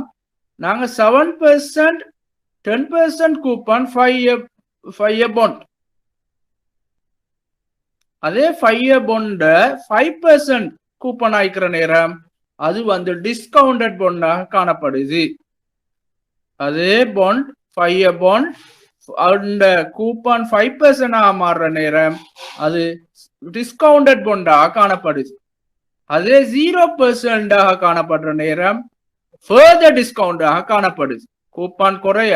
ஆகவே கூப்பானுக்கும் இந்த பிரைஸுக்கும் இடையில எப்படியான ரிலேஷன்ஷிப், டிரெக்ட் ரிலேஷன்ஷிப் இருக்குது.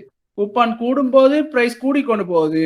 கூப்பான் அளவு குறைஞ்சு கொண்டு போற நேரம் பிரைஸ் குறைஞ்சு கொண்டு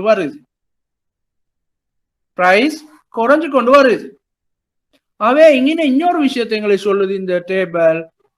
கூப்பான் ரேட்டுக்கும் பிரைஸுக்கும் இடையில டிரெக்ட் ரிலேஷன்ஷிப். கூப்பான் கூடுமா இருந்தா பிரைஸ் கூடிக்கொண்டு வரும். கூப்பான் குறைஞ்சு கொண்டு போகுமா இருந்தா பிரைஸ் குறைஞ்சு கொண்டு போகும்ன்றத காட்டு. டிரெக்ட் ரிலேஷன்ஷிப் காணப்படும். ரைட். இன்னொரு விஷயத்தை நாங்க பார்க்கலாம் என்னன்னா, இப்ப வந்து 10% கூப்பன்டாக ஆகிக்கிற நேரம் பிரைஸ் வந்து 5 இயர் பாண்ட் பிரைஸ் வந்து 112 ஆயிடுச்சு. அதே பாண்ட் 10% பாண்ட் அதே 10% கூப்பான் 20 இயர் பாண்டாக மாறுற நேரம் மெச்சூரிட்டி பீரியட் கூடுற நேரம் அதோட பிரைஸ் என்ன நடக்குது? பிரைஸ் கூடுது.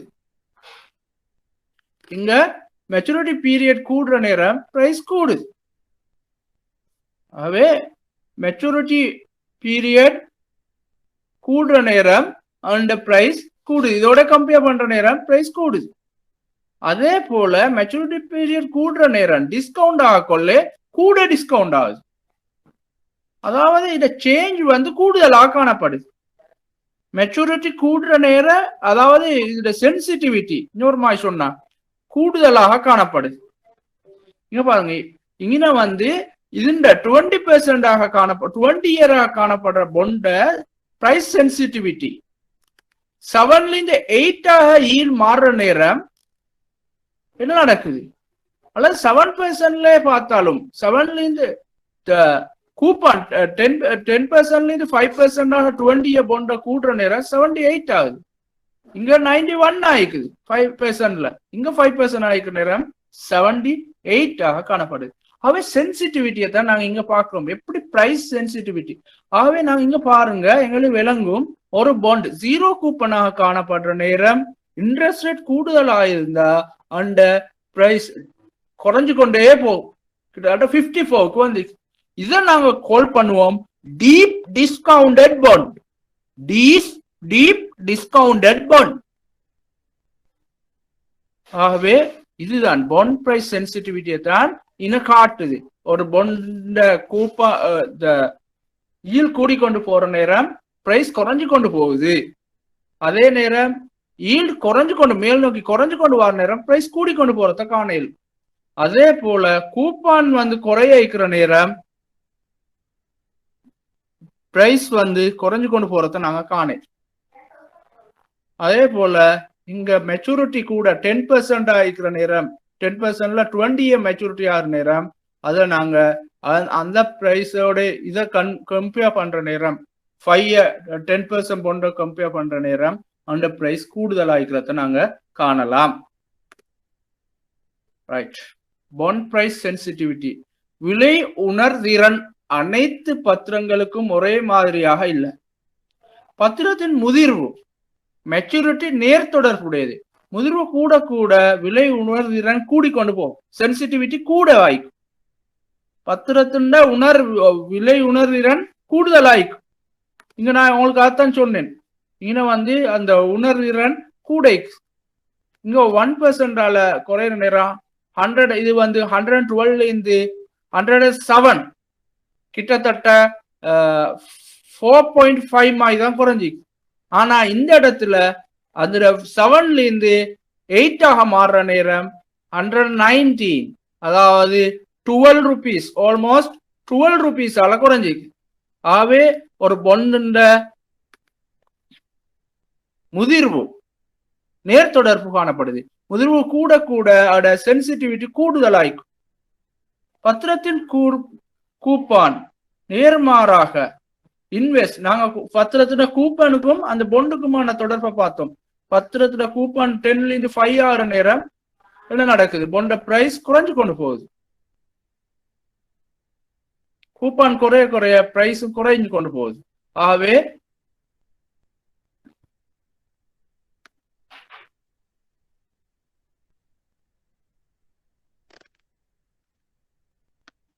என்ன பார்க்கணும் நாங்க பொண்ட கூப்பான் குறையிற நேரம் ஈல்ட் பொண்ட கூப்பான் குறையிற நேரம் அதோட பிரைஸ் வந்து குறையுது. பிரைஸ் குறையுது. கூப்பான் கூட கொள்ள பிரைஸ் கூடுது.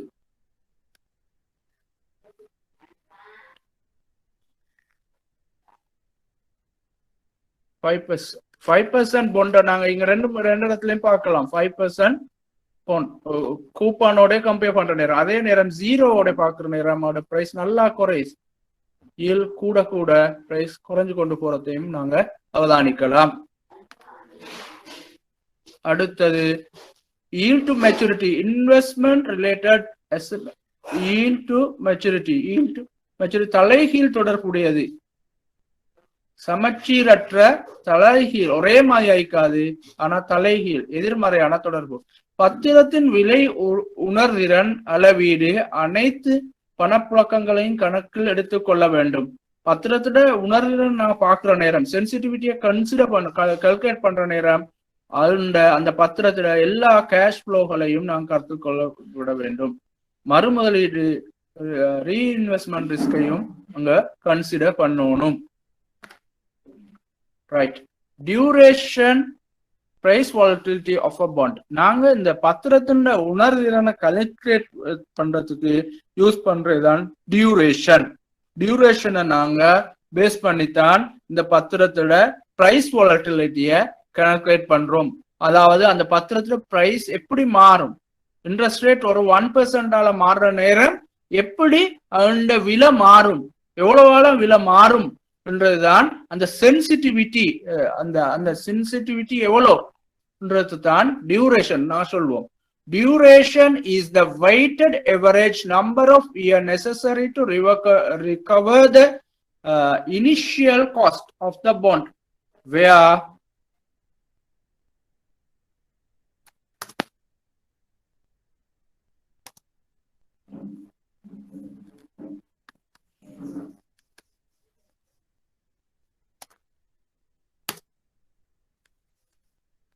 where the weight reflect the time value of money.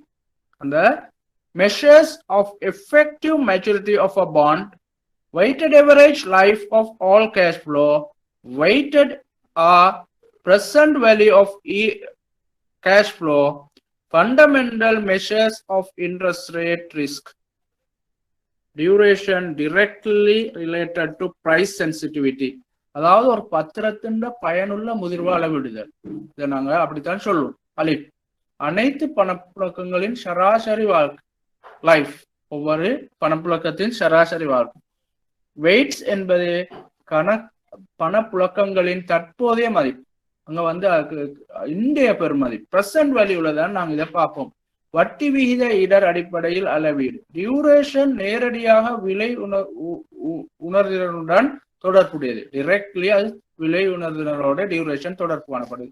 ஆகவே நாங்க சிக்மா பிவி கேஷ் ஃப்ளோ, எங்களோட எல்லா கேஷ் ஃப்ளோவையும் into time to cash flow என்னென்ன பீரியட்ல கிடைக்குது, அதால டைம் ஃபர்ஸ்ட் இயர் செகண்ட் இயர்னா அந்த டைம் எல்லாம் நான் பெருக்குவோம்.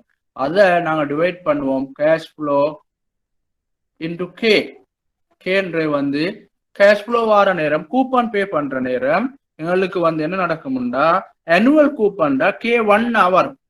அதே நேரம் எங்களோட கூப்பன் வந்து ஹாஃப் இயர்லிண்டா K2 ஹவர். அது வந்து குவார்டர்லி கிடைக்கிற இன்ட்ரெஸ்ட் ரேட் இருந்தா K4 ஹவர். டியூரேஷனை பாதிக்கும் காரணிகள். முதிர்ச்சி அதிகரிக்க டியூரேஷன் அதிகரிக்கும். நாங்க அப்ப சென்சிட்டிவிட்டியை பார்த்தோம், சென்சிட்டிவ் டேபிள்ல பார்த்தோம். முதிர்ச்சி அதிகரிக்கிற நேரம் பிரைஸ்ல ஏற்படுற பிளக்சுவேஷன். அதே போல நான் இங்க காட்டினேன் உங்களுக்கு, அதாவது 7ல இருந்து 8 பிரைஸ் மாறுற நேரம் இங்க வந்து கிட்டத்தட்ட 4.5 ஆலதான் இது மாறுது. 4.6 ஆல 6. அதே நேரம் இங்க 20 இயர் போண்ட பொறுத்த வரையில கிட்டத்தட்ட 12 ஆல மாறுது. ஆகவே டியூரேஷன் கூடக்குள்ள ஒரு பத்திரத்தை பயனுள்ள முதிர்ச்சி அளவிடுதல், ஒரு பத்திரத்தின் பயனுள்ள முதிர்ச்சி அதிகரிக்க டியூரேஷன் அதிகரிக்கும். கூப்பான் அதிகரிக்கும் போது டியூரேஷன் குறைகிறது. இங்க அதையும் பார்த்தோம், கூப்பான் அதிகரிக்க டியூரேஷன் குறையுது. ஏன்னா இங்க ஏன் குறையுதுண்டா, கூப்பான் 5 ஆயிக்கிற நேரம் என்ன பாருங்க 9.1 கிட்டத்தட்ட 3.8 வருது. பெர்சன்டேஜ் நீங்க கால்குலேட் பண்ணி பார்த்தா உங்களுக்கு டிஃபரெண்ட் வேலை. அப்படி இல்லாட்டி இங்க உங்களுக்கு நல்லா பார்க்கலாம். 8 தெளிவா விளங்குது இல்ல. ரைட், இங்க பாருங்க இந்த இடத்துல 9.9ல இருந்து 8.9 ஆகிற நேரம் இன சேஞ்ச் வந்து சின்ன ஒரு அளவால தான் சேஞ்ச் ஆகுது. 138ல இருந்து 104 ஆகுது. இங்க வந்து 181ல இருந்து 8138ல இருந்து 8108 மாறுது. அதே இத இங்க பார்த்தோம்னா திரும்ப 0.01 மாறுற நேரம் இங்க வந்து 4 ஆல மாறுது. இங்க 4 ஆல தான் மாறுது. இங்க வந்து இதுல பார்த்தோம்னா கிட்டத்தட்ட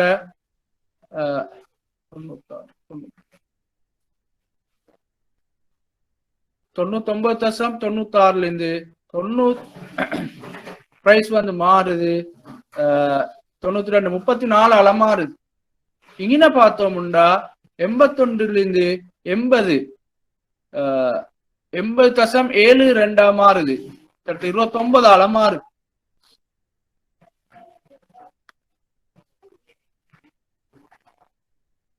அதாவது கூப்பன் அதிகரிக்கும் போது டியூரேஷன் குறையும், கூப்பான் கூடும் போது டியூரேஷன் குறையும். ஏன்னா எங்கட பணம் நேரத்தோட ரிட்டர்னா வருது. ஈல்ட் அதிகரிக்கும் போது டியூரேஷன் குறைகிறது, ஈல்ட் கூடும் போதும் டியூரேஷன் குறையுது. அதிக தடவைகள் கூப்பான் தடவைகள் அதிகரிக்கும் போது டியூரேஷன் குறைகிறது.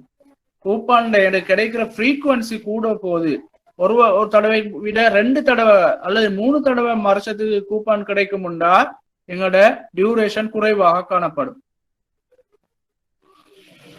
ஒரு பத்திரத்தின் விலையில எப்படி மாறும் கூடி குறையும்ன்றதை தான் அந்த டியூரேஷன் கால்குலேட் பண்ணுது. டியூரேஷன் கால்குலேட் பண்ணுது. ஒரு பத்திரத்தின் விலையில ஏற்படுகின்ற அந்த சென்சிட்டிவிட்டியை தான் இந்த டியூரேஷன் கால்குலேட் பண்ணுது.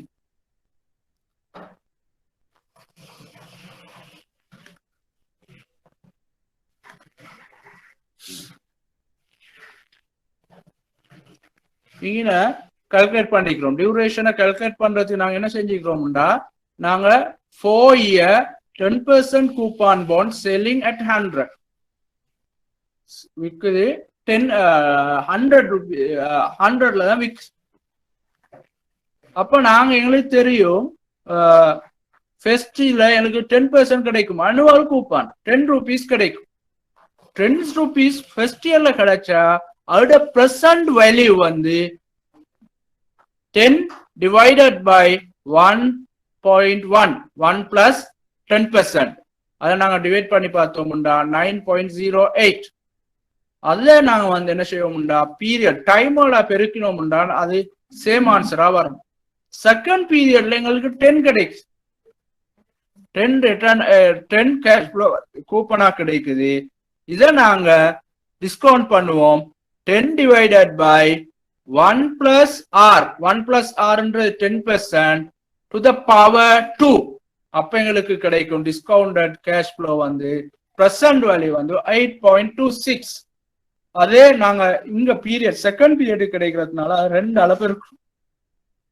இப்படி தேர்ட் இயர் ஃபோர்த் இயர்ல எங்களோட 100 rupees அந்த ஃபேஸ் வேல்யூவும் 10% கிடைக்கும். ஆகவே அதை நாங்க டிஸ்கவுண்ட் பண்ணா 75.13 ஆகும். ஆகவே மொத்தமா இது அவ்வளவே கூட்டினா இது பெருமதி 100 ஆகும். அதே நேரம் இந்த தொகையை நாங்க கூட்டினோம்ன்றா 348.66.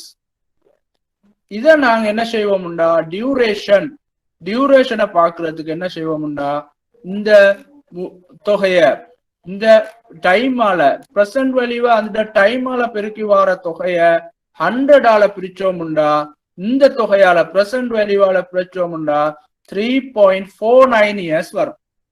எங்களோட அந்த இன்வெஸ்ட்மெண்ட் திருப்பி கிடைக்கிற அந்த காலத்தை நாங்க சொல்லுவோம் 3.49 years. அதே நாங்க மோடிஃபை டியூரேஷனா மாத்துறதுக்கு என்ன செய்வோம்டா, 3.49 டிவைடட் பை 1.10 எங்களோட 1 plus R அது வந்து 3.7. ஆகவே மோடிஃபை டியூரேஷன் வந்து பெர்சன்டேஜ் சேஞ்ச் சொல்லும். அதாவது பிரைஸ்ல ஏற்படுகின்ற மாற்றம் ஈல்ட்ல 1% ஈல்ட் கூடும் போது இதோட பிரைஸ் 3.17ஆல மாறும். 3.17ஆல பிரைஸ் சேஞ்ச் ஆகும். உதாரணமாக இதோட 100 ஆகிக்கிற நேரம் 10 வந்து ஈல்ட் வந்து 11% ஆக மாறுற நேரம் 10% நாங்க கூப்பான் அட் 100. இதுல நாங்க இன்வெஸ்ட் பண்ண ஈல்ட் டு மெச்சூரிட்டி வந்து ஈல்ட் டு மெச்சூரிட்டியை கண்டா எங்களுக்கு டிரெக்டா செல்லும் 4 year 10% கூப்பான் செல்லிங் 100ண்டா 100ல ஃபேஸ் வேல்யூல செல் ஆகிறா ஈல்ட் டு மெச்சூரிட்டியும் கூப்பானும் ஈக்குவல். ஆகவே கூப்பான் 10% ஆகிக்கிற நேரம் அது 100 rupeesக்கு ஃபேஸ் வேல்யூல ட்ரேட் ஆகிறா அதோட ஈல்ட் டு மெச்சூரிட்டியும் 10 rupees தான். ஆகவே 10%. ஆகவே ஈல்ட் டு மெச்சூரிட்டி 10%. ஆகவே இதை நாங்க இதை பெருக்கினோம்னா 3.17 வரும். இப்ப இது இந்த கூப்பான் வந்து என்ன நடக்கும்டா, கூப்பான் அல்ல இந்த yield to maturity 10%, yield to maturity 10% வந்து 11% ஆக மாறினால், ரிக்வயர்ட் ரேட் வந்து 11% ஆக மாறினா இதோட பிரைஸ் வந்து என்ன நடக்கும்டா 100ல இருந்து இந்த பிரைஸ் வந்து 3.17 ஆக குறையும். 3.17 ஆக குறையும். எனக்கு இதை உங்களுக்கு எக்ஸல் இருக்கிற நேரத்தோட இருக்கிற ஒரு எக்ஸாம்பிள நான் செஞ்சு காட்டிலும் அந்த நான் நேரத்தோட செஞ்சு உங்களுக்கு ப்ராக்டிஸ் இது பண்ணி காட்டினேன். ரைட், கொஞ்சம் இப்ப எங்களுக்கு தெரியும்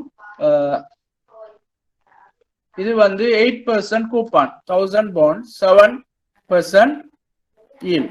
இப்ப வந்து என்ன நடக்குதுன்னா நாங்க இதை 7% நாங்க செய்வோம் என்னன்னா yield 8% இருந்து 9% மாறுது 9 ஆக்கு.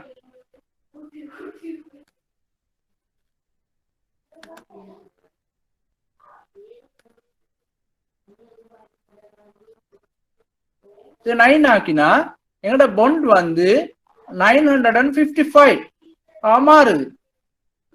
இதே நாங்க திரும்ப 10 ஆக்கினா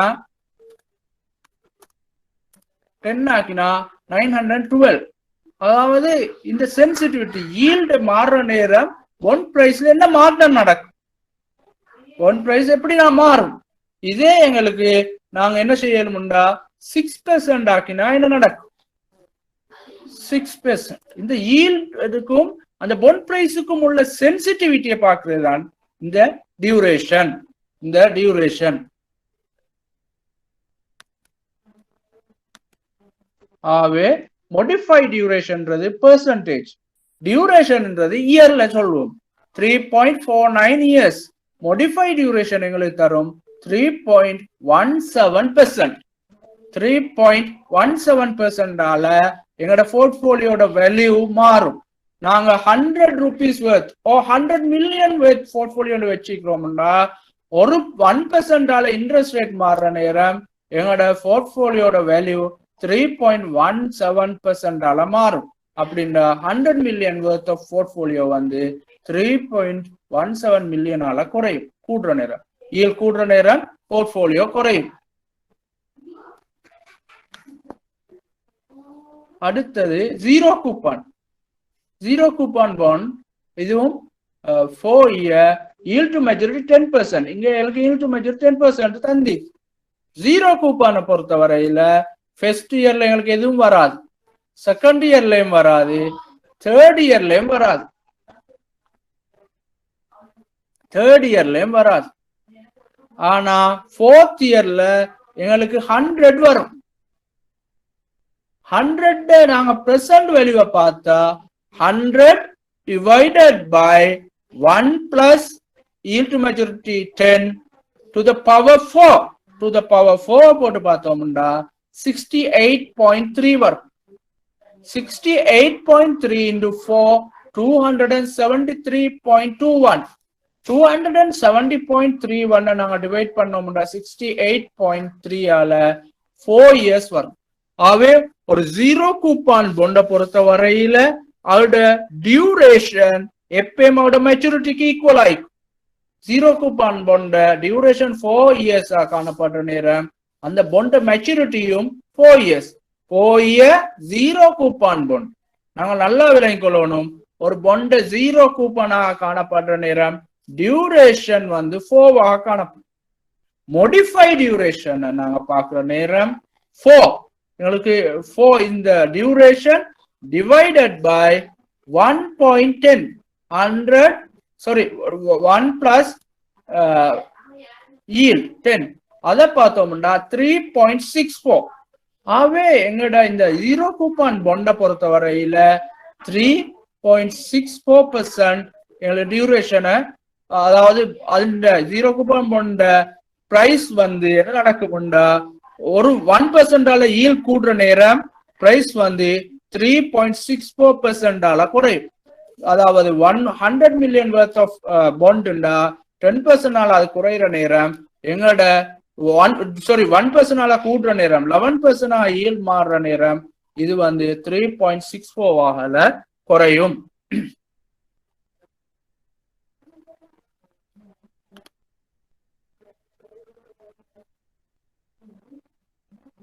இதே போல 5 year 7% bond selling at yield to maturity 6%. yield to maturity 6%. ஆகவே நாங்க இத கால்குலேட் பண்ணோம்னா இது எங்களுக்கு பிரசன்ட் வேல்யூ வரும் 707. இதெல்லாம் இந்த நாங்க நான் நேரத்தோட சொன்ன அந்த பிரசன்ட் வேல்யூ ஃபார்முலால போட்டு இதை பார்த்தோம்னா 4.40 years வரும். 5 year bond அந்த பீரியட் டியூரேஷன் வந்து 4.40 வரும். இதே எங்களுக்கு என்ன செய்யணும்னா மோடிஃபைட் டியூரேஷனை கால்குலேட் பண்ணலும். இதையும் மோடிஃபைட் டியூரேஷனை கால்குலேட் பண்ணலாம்.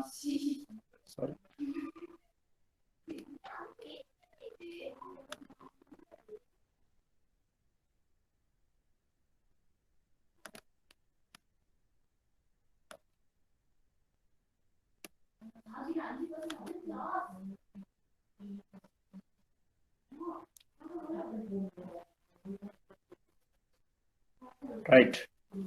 Interpretation of duration. டியூரேஷன் என்பது ஒரு பத்திரத்தின் பணப்புழக்கத்தின் சராசரி முதிர்ச்சியாகும். அங்கு பணப்புழக்கங்களின் தற்போதைய மதிப்புகள் வெயிட் எடைகளாக செயல்படுகின்றன. ஒரு பூஜ்ஜிய கூப்பான் பத்திரத்தின் டியூரேஷன் அதன் முதிர்ச்சிக்கு சமனாகும். பார்த்தோம் 0% கூப்பான் 0% கூப்பான் 0 கூப்பான் பாண்டை பொறுத்தவரையில அதோட டியூரேஷனும் அதோட மெச்சூரிட்டியும் சமனாகும். டியூரேஷன் என்பது ஒரு பத்திரத்தின் பணப்புழக்க ஸ்ட்ரீமின் சமநிலை புள்ளியாகும். இங்கு பணப்புழக்கங்கள் தற்போதைய மதிப்பின் அடிப்படையில் வெளிப்படுத்தப்படுகின்றன. இதுதான் slope of AB. The price yield relationship. நான் உங்களுக்கு அந்த பிரைஸ் yield ரிலேஷன்ஷிப் நாங்க பார்த்தோம். பிரைஸ்க்கும் ஈல்டுக்கும் இன்வெர்ஸ் ரிலேஷன்ஷிப் காணப்படுது. அதுதான் இதுல சொல்லப்படுது. அதாவது இன்வெர்ஸ் ரிலேஷன்ஷிப்னா ஈல்டு வந்து 0 ஆயிக்கிற நேரம் பிரைஸ் வந்து கூடுதலாயிருக்கும். இந்த இடத்துலதான் நிற்கும். 250 ரூபாயோட பாண்டுனா 250 ரூபா ஃபேஸ் வேல்யூவா காணப்படும். அதே போல இன்ட்ரெஸ்ட் ரேட் கூடிக்கொண்டு போற நேரம் என்ன நடக்கும்டா அந்த பிரைஸ் வந்து குறைஞ்சு கொண்டே வரும். இன்ட்ரெஸ்ட் ரேட் கூட கூட பிரைஸ் குறைஞ்சு கொண்டு வரத காணலாம். ஈல்ட் நாங்க இதை சொல்லுவோம். ஈல்ட் கூடிக்கொண்டு போற நேரம் பிரைஸ் வந்து இங்க வந்து குறைஞ்சு வரும். ஏண்டா ஈல்ட் இந்த இடத்துல இருக்கிற நேரம் 6க்கு கிட்டவா இந்த இடத்துல இருக்கிற நேரம் அதோட பிரைஸ் இங்கே. அதே ஈல்ட் இந்த இடத்துல வார நேரம் 14 வார நேரம் அதோட பிரைஸ் இங்க வருது. அவே இன்வெர்ஸ் ரிலேஷன்ஷிப் நெகட்டிவ் ரிலேஷன்ஷிப் தான் இங்க காணப்படுது. ஈல்ட் கூட கூட பிரைஸ் குறைஞ்சு கொண்டு போகும். வட்டி வீத ஆபத்து. நாம் அதை இங்கே பயன்படுத்துவதால் சந்தை வட்டி வீதங்கள் ஈல்களில் ஏற்படும் மாற்றங்களுக்கு ஒரு பத்திரத்தின் மதிப்பின் உணர்திறனை குறைக்கின்றது. டியூரேஷன்றது interest rate risk as we are using it here refers to the sensitivity of a bond value of change in market interest rate or yield. interest rate னு சொல்லலாம். டியூரேஷன் என்பது yield மாற்றங்களுக்கான பத்திரத்தின் விலை உணர்திறனின் அளவீடு ஆகும். குறிப்பாக yield 1% மாற்றத்திற்கான பத்திரத்தின் விலையின் சதவீத மாற்றத்தினை தோராயமாக எஸ்டிமேட்டாக கூறுவதுதான் இந்த டியூரேஷன். இன்னும் வந்து டியூரேஷன் பிரைஸ் ரிலேஷன்ஷிப் தந்திக்கிறேன். Price change in proportional to duration and net not to maturity. இங்க வந்து duration price change is proportional to duration and not maturity. Price change வந்து duration as a function of maturity. 0 coupon Banda பொறுத்த வரையில அதோட duration எப்பயுமே மெச்சூரிட்டிக்கு சமனாக காணப்படும். Coupon rate வந்து கூப்பான் ரேட்டுக்கும் ஈல்டு இங்க ரெண்டும் தரப்பட்டிருக்குது. 15% கூப்பான் yield to maturity 6% காணப்பட்ட நேரம் அதோட லைன் இப்படியாக போகும். அந்த வலை இந்த அமைப்புல போகும். 3% கூப்பான் yield to maturity 15% காணப்பட்ட நேரம் அது இந்த மெச்சூரிட்டியோட கம்பேர் பண்ற நேரம் இந்த அமைப்புல போகும். ஆகவே இது 15% கூப்பான் yield to maturity 15 காணப்படுற நேரம் இவ்வாறான ஒரு சேஞ்சை நாங்க காணலாம். இங்கே இதுல 15% coupon yield to maturity equal 15 காணப்படுற நேரம் இங்க பிரைஸ் வந்து yield to maturity 6 ஆகிக்கிற நேரம் பிரைஸ் வந்து டியூரேஷன் வந்து கூடுதல் ஆயிக்குது. சாரி பிரைஸ் அல்ல டியூரேஷன் கூடுதல் ஆயிக்குது. 6% yield to maturity-யும் 15% கூப்பானும் காணப்படுற நேரம். ஆனா இங்க 15% கூப்பானும் yield to maturity 15 ஆகிக்கிற நேரம் அந்த டியூரேஷன் குறைவாக காணப்படுது. சென்சிட்டிவிட்டி குறைவாக காணப்படுது. கூப்பான் வந்து இங்க வந்து குறையக்குள்ள சென்சிட்டிவிட்டி கூடுதலாக காணப்படும். அதே நேரம் முறை அளவாகவும் yield to maturity மாற்றமாக காணப்பட்ட நேரம் சென்சிட்டிவிட்டியில வித்தியாசம் ஒன்று காணப்படும். modify duration நாங்க பார்க்குற நேரம் டியூரேஷன் modify duration கால்குலேட் பண்றது நாங்க இந்த ஃபார்முலா தந்தி அது d divided by 1 plus y. நீங்க சும்மா விளங்கி வச்சுக்கொண்டா போதும். இதுல டீப்பான கேள்விகள் வரும்ன்றதுக்கு இல்ல. டியூரேஷன் தான் என்ன, modify duration தான் என்னன்றத நீங்க விளங்கி வச்சுக்கொண்டா போதும். அடுத்த விஷயம் நான் கன்வெக்சிட்டி போறோம். கன்வெக்சிட்டின்றது இன்னும் ஒரு விஷயம். நாங்க டியூரேஷன் மெஷர் பண்ற நேரம் அந்த பிரைஸ் சேஞ்சுக்கும் yield சேஞ்சுக்கும் இடையில் உள்ள வித்தியாசத்தை தான் நாங்க கண்டோம். உதாரணமாக நாங்க பார்த்தோம்டா இந்த கிராஃப்ல இப்ப நாங்க இதுதான் அதோட yield curve. இது yield curve. இது இந்த பாயிண்ட்ல இருந்து பிரைஸ் மாறுற நேரம் டியூரேஷன் எப்படி மாறும்ன்றதை தான் காட்டும். டியூரேஷன் அந்த சென்சிட்டிவிட்டியை காட்டும். பிரைஸ் எப்படி மாறும், பிரைஸ் எப்படி மாறும். உதாரணமாக இங்கிருந்து 6% இருந்து 7% மாறினா அல்லது 8% மாறினா பிரைஸ் இந்த இடத்துக்கு வரும், இந்த இடத்துக்கு வரும். டியூரேஷன் படி கால்குலேட் பண்ணா பிரைஸ் இங்க இருக்கிற இப்ப 6ல இருக்கிற இங்க இருக்கிற பிரைஸ் 8% மாறுற நேரம் இங்கனைக்கு வரும். ஆனா yield curve ஒரு கன்வெக்ஸ் கேவாக காணப்படுது. இதுல எல்லா இடத்துலயும் டச் பண்ணல இந்த லைன்ல. இது உண்மையில yield இந்த இடத்தாலதான் மாறி இருக்குது. இந்த வித்தியாசம் டியூரேஷன்ல காட்டாது. இந்த வித்தியாசம் டியூரேஷன்ல காட்டாது. டியூரேஷன்ல எப்பயுமே காட்டும் எதாண்டா ஒரு ஸ்மால் சேஞ்ச், சின்ன ஒரு சேஞ்ச். ஒரு yield curve கன்வெக்ஸ் ஆக வளைகோடாக காணப்படுற நேரம் பிரைஸ்ல ஏற்படுகின்ற சின்ன சேஞ்ச டியூரேஷன் சரியாக ஒரு கிட்டத்தட்ட சரியாக காட்டும். ஆனா yield கூடுதலாக கூடுற நேரம் அட சேஞ்ச துல்லியமாக காட்டாது. ஏண்டா அது ஒரு ஸ்ட்ரைட் லைனை தான் காட்டும், இப்படியான ஒரு லைன்.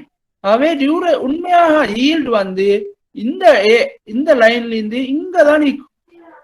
ஆனா இந்த நாங்க கால்குலேட் பண்ற டியூரேஷன் படி இந்த இடத்தை தான் காட்டும். அவை இன்னொரு குறைபாடு காணப்படுது. டியூரேஷன்ல ஒரு குறைபாடு காண்ற அந்த குறைபாட்டை நிவர்த்தி செய்யறதுக்கு தான் கன்வெக்சிட்டி அறிமுகப்படுத்தப்படுது. கன்வெக்சிட்டி அந்த குறைபாட்டை நிறைவு செய்யறதுக்காக வேண்டி அறிமுகப்படுத்தப்படுது. கன்வெக்சிட்டியால நாங்க கால்குலேட் பண்ணுவோம் இதுக்கு இடையில உள்ள வித்தியாசம். ஆகவே டியூரேஷனோட அந்த கன்வெக்சிட்டியை கூட்டினா தான் எங்களுக்கு அந்த பிரைஸ்ல ஏற்படுகின்ற ஃபுல் சேஞ்சை கால்குலேட் காட்டலாம்.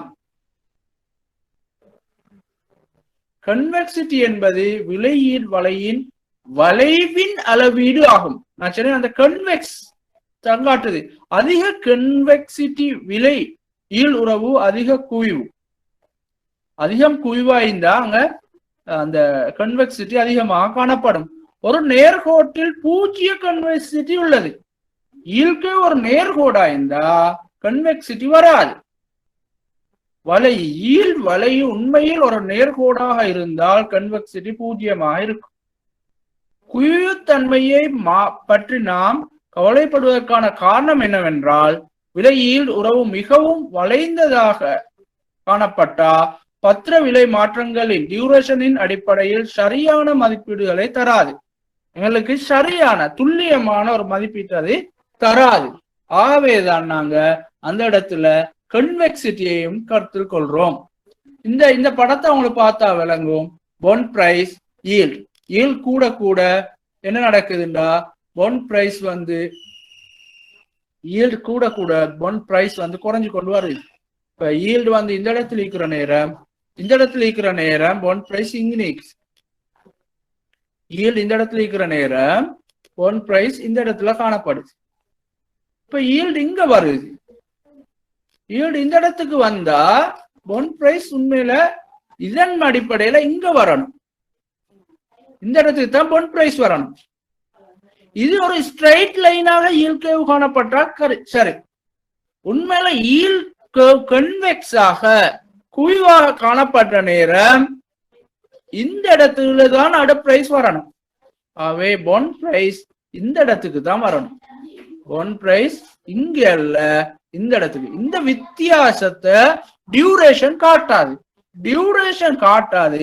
ஆகவே என்ன செய்வோம்டா, டியூரேஷன் செகண்ட் டிவியேஷன் ஒன்று போய் நாங்க இந்த கன்வெக்ஸ் பார்ப்போம். ஆகவே இங்க வந்து என்ன நடக்கும்டா, பிரைஸ் வந்து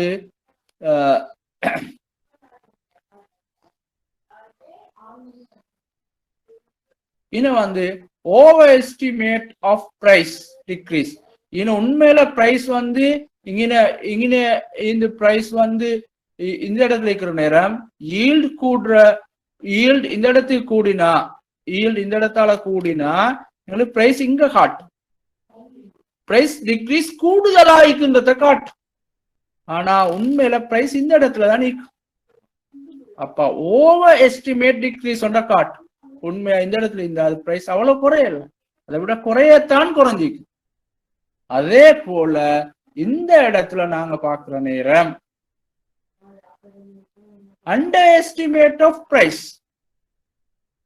இப்ப வந்து என்ன நடக்குறா, இங்கே வந்து பிரைஸ் இங்கே ஈல்டு இருக்கிற நேரம் நாங்க இங்கே போவோம், இதுதான் பிரைஸ் சேஞ்ச் எடுப்போம். இந்த இடத்துல பிரைஸ் எடுப்போம், பாண்ட் பிரைஸ். ஆனா உண்மையில பிரைஸ் சேஞ்ச் இந்த இடம் வரைக்கும் வந்து, இந்த இடம் வரைக்கும் வந்து. ஆகவே பிரைஸ் இந்த இடத்துக்கு வரணும், இங்க வரணும். அதை நாங்க under estimate of price increase, உண்மையா காட்ட வேண்டியதை காட்டல, இங்கே ஓவர் எஸ்டிமேட். ஆகவே இந்த பிரச்சனையை தீர்க்கிறதுக்காக வேண்டித்தான் நாங்க கன்வெக்சிட்டின்ற கால்குலேஷனுக்கு போறோம். டியூரேஷன்ல இருக்கிற அந்த குறைபாடை நீக்க, டியூரேஷன்ல ஸ்மால் சேஞ்சஸ், இந்த டியூரேஷன் சின்ன ஒரு அளவால சேஞ்ச் ஆயினா எங்களுக்கு ஈஸியா இதுல காட்டலாம், அது பெரிய ஒரு டிவியேஷனை காட்டாது. பட் டியூரேஷன் பெரிய அளவுல, ஈல்டு வந்து பெரிய அளவுல சேஞ்ச் ஆகிற நேரம் எங்களோட பிரைஸ்ல பெரிய ஒரு டிவியேஷனை காட்டும். ரெண்டு இடத்துலயும் காணல. அதை தவிர்க்கிறது தான் நாங்க கன்வெக்சிட்டி போறோம். டியூரேஷன் அண்ட் கன்வெக்சிட்டி இணைப்பதன் மூலம் ஒரு பத்திரத்தின் விலையில் உள்ள சதவீத மாற்றத்தினை மிக துல்லியமான மதிப்பீட்டை பெறலாம். குறிப்பாக பெரிய மாற்றங்களுக்கு ஒரு பத்திரத்தின் சதவீத விலை மாற்றத்தை அதன் கன்வெக்சிட்டி அண்ட் டியூரேஷன் அடிப்படையில் மதிப்பு சூத்திரம் வந்து இதுதான். Duration effect and convexity effect. Duration effect வந்து டெல்டா ஒய் ஆகும், இது டெல்டா ஒய் ஸ்கொயர்ட். அதனால செகண்ட் டிவியேஷனுக்கு நாங்க போறோம். பத்திரங்களின் அபாயம் நாங்க இப்ப பார்க்க போறோம். அந்த அதாவது பாண்ட்ல உள்ள ரிஸ்க் என்னென்ன வேற ரிஸ்குகள் காணப்படுது. டியூரேஷனை நாங்க பார்த்தோம், ஈல்ட் ஏற்படுகின்ற சேஞ்சால அந்த பத்திரத்தில் ஏற்படுகின்ற மாற்றத்தை. இதுல வந்து interest rate risk, interest rate ரிஸ்கை தான் அந்த டியூரேஷன்ல நாங்க கால்குலேட் பண்ணோம். இன்ட்ரெஸ்ட் ரேட் மாறுகின்ற போது எங்களோட போர்ட்போலியோ எவ்வளவு மாறும். உதாரணமாக கிட்டடியில எங்களோட பாண்ட் ஈல்டு வந்து ஷிஃப்ட் ஆயிடுச்சு, கூடிச்சு. ஈல்டு வந்து பெரும்பாலும் எல்லாத்துலயும் கூடிச்சு. உங்களுக்கு பேங்க்ல வேலை செய்யற ஆட்களை பொறுத்தவரையில தெரியும், அவங்களோட போர்ட்போலியோட வேல்யூ நிறைய குறைஞ்சிக்கும். நிறைய போர்ட்போலியோ வேல்யூ குறைஞ்சி போறத காணல். ஏண்டா அந்த சென்சிட்டிவிட்டி ஊடாக அது எவ்வளவு குறைஞ்சதுன்றத கால்குலேட் பண்ணணும். வட்டி வீத ஆபத்து என்பது பத்திர மதிப்பு மீதான தற்போதைய வட்டி வீதத்தில் ஏற்படும் மாற்றங்களின் விளைவை குறிக்கிறது. வட்டி வீதங்கள் உயரும் போது பத்திர மதிப்புகள் குறையும், வட்டி வீத அபாயத்தின் மூலமாகும். இது டியூரேஷன் எனப்படும் அளவீடு மூலம் மதிப்பிடப்படுகிறது. வட்டி வீதம் அந்த சென்சிட்டிவிட்டிய, அதனால் ஏற்படுகின்ற அந்த சென்சிட்டிவிட்டிய, டியூரேஷனையும் கன்வெக்சிட்டியையும் யூஸ் பண்ணி எங்களுக்கு அளவிடலாம். ஈல்ட் வலையின் ஆபத்து.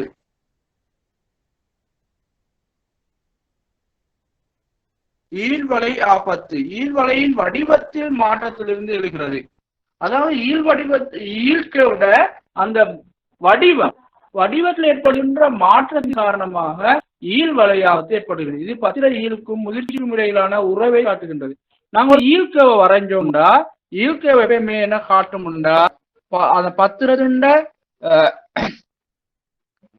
ஈல்டுக்கும் பிரைஸுக்கும் இடையில் உள்ள தொடர்பை காட்டும். ஒவ்வொரு முதிர்ச்சியிலும் ஈல்டு வலையின் இணையான மாற்றங்கள், சம மாற்றங்களுக்கான வட்டி வீத அபாயத்தின் டியூரேஷன் ஒரு பயனுள்ள நடவடிக்கையாக இருக்கும் போது டியூரேஷன் வலையின் வடிவத்தில் ஏற்படும் மாற்றங்கள் வெவ்வேறு முதிர்வுகளை கொண்ட பத்திரங்களுக்கு வெவ்வேறு அளவுகளால் yield மாறுகின்றன என்பதை குறிக்கிறது. Yield curve risk arise from the possibility of change in the shape of yield curve. Yield curve ஷேப்ல ஏற்படுகின்ற மாற்றத்தின் காரணமாக ஏற்படுகின்ற அந்த yield curve risk அதனூடாக ஏற்படுகின்ற ரிஸ்க் அபாயத்தை தான் இது குறிப்பிடுகிறது. which show the relationship between bond price and maturity.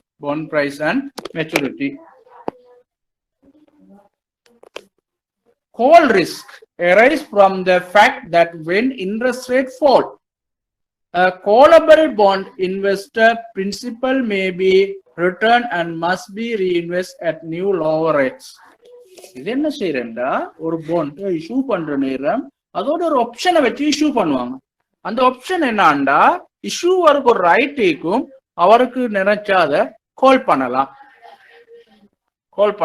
கால் பண்ற நேரம் என்ன நடக்கும்ன்றா அவர் கால் பண்ணுவாரு. எப்ப அவர் அதை கால் பண்ணுவாருன்றா இன்ட்ரெஸ்ட் ரேட் குறைஞ்சு கொண்டு போறேன். இன்ட்ரெஸ்ட் ரேட் நாங்க சொல்லுவோம் ஒரு 10ல இருந்து 6 ஆகிச்சு. இப்ப என்ன செய்வாருண்டா இஷ்யூவர் என்ன செய்வாருண்டா பிரைவேட் கம்பெனி அவங்க கால் ஆப்ஷனோட இஷ்யூ பண்ணி இந்த பாண்ட் டிபெஞ்சர்ஸ் அவங்க அந்த டிபெஞ்சர்ஸை கால் பண்ணுவாங்க. கால் பண்ணி அதை இன்வெஸ்ட் பண்ண ஆட்களுக்கு அவங்களோட சேலரியை ரிட்டர்ன் பண்ணுவாங்க. அது கால் ஆப்ஷன் காணப்படுற நேரம். அப்ப இது இன்வெஸ்டர்ஸ்க்கு சல்லி கிடைக்கும், பணம் திருப்பி கிடைக்கும். ஆனா அவங்க இன்வெஸ்ட் பண்ணின 10%, இப்ப மார்க்கெட் ரேட் 6%. இவங்க திரும்பி இன்வெஸ்ட் பண்ண போனதுக்கு 6%ல தான் இன்வெஸ்ட் பண்ண வேண்டிய எல்லாமே ஏற்படும். இது ஒரு இன்வெஸ்டர்ஸ்க்கு பொறுத்த வரையில கால் ரிஸ்காக கருதப்படும், கால் ரிஸ்க். ஆனா ஒரு இஷ்யூவரை பொறுத்த வரையில அவருக்கு ஒரு பெனிஃபிட் ஆகும். இது கால் ஆப்ஷன் காணப்படுறேன்டா அவர் ஏற்கனவே 10% அல்லது 12% கொடுத்து கொண்டு இருந்தது இப்ப 6% ஆயிட்டு. இப்ப 6%க்கு அவர் என்ன செய்யணும்டா 10% கொடுத்த அந்த பாண்டை இஷ்யூ பண்ண பாண்டை கால் பண்ணிட்டு 6%க்கு இஷ்யூ பண்ணலாம். அவருக்கு அது பெனிஃபிட்டாக மாறும். ஆகவே அந்த கால் ஆப்ஷன் இன்வெஸ்டர்ஸை பொறுத்த வரையில ஒரு ஆபத்தாக காணப்படுது, ரிஸ்காக காணப்படுது. அதே போல ப்ரீபேமெண்ட் ரிஸ்க், ப்ரீபேமெண்ட் முன்கூட்டியே செலுத்தும் அபாயம். இது நிறைய பேங்க்ல வேலை செய்யறாங்க, அவங்களுக்கு தெரியும். இப்ப இன்ட்ரெஸ்ட் ரேட் கடந்த காலத்துல நிறைய குறைஞ்சி இப்ப கூட்டிட்டு போகுது. ஆரம்பத்துல குறைஞ்ச நேரம் நிறைய மோக்கேஜ் பண்ணியிருந்தாக்க எல்லாம் என்ன செஞ்சாங்கன்னா மோக்கேஜ் எல்லாம் வித்ட்ரா பண்ணாங்க. அதுல சில பேங்க்கள் சில கண்டிஷன்கள் போட்டி கேளும் வித்ட்ரா பண்ணினா மோக்கேஜை பொறுத்த வரையில பெரும்பாலும் அவங்களுக்கு வித்ட்ரா பண்ணலாம், எனி டைம் வித்ட்ரா பண்ணலாம். அதுக்கு மெச்சூரிட்டின்றது பெரும்பாலும் இருக்காதுன்னு நினைக்கிறேன்.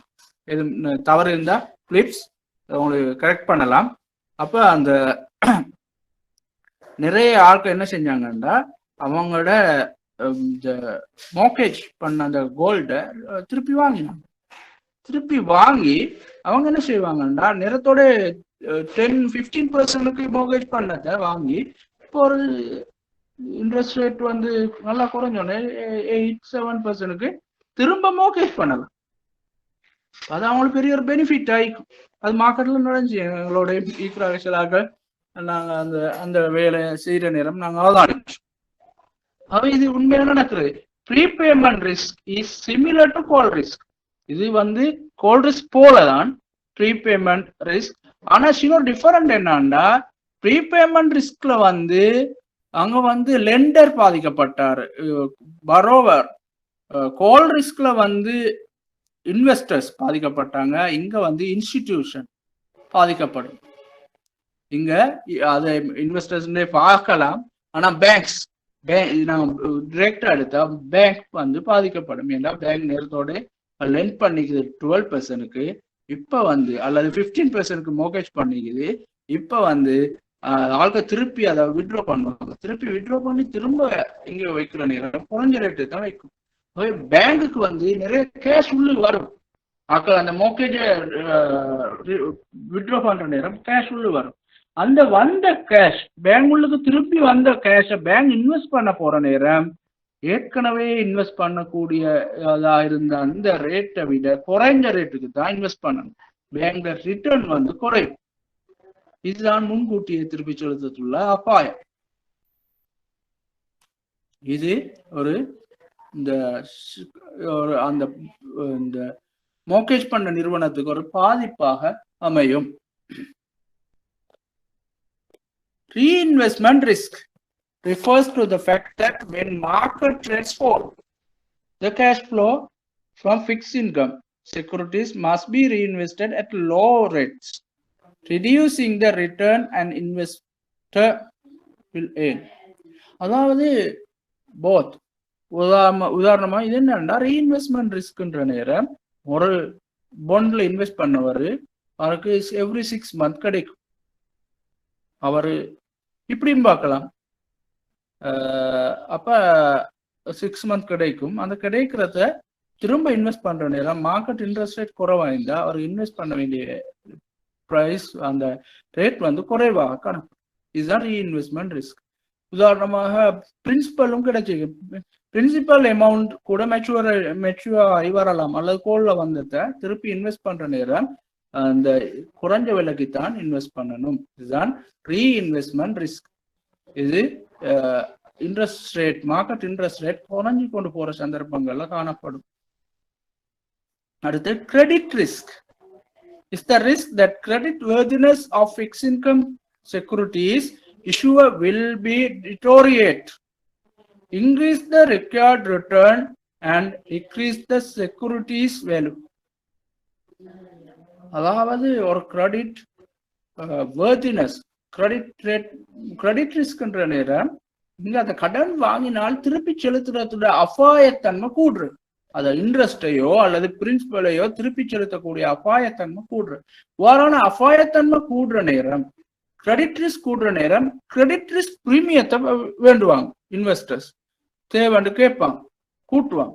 அப்ப புதுசா அதை திரும்ப வித் இன்வெஸ்ட் பண்ண போற நேரம் இன்ட்ரெஸ்ட் ரேட் கூடினா பிரைஸ் வந்து குறையும்.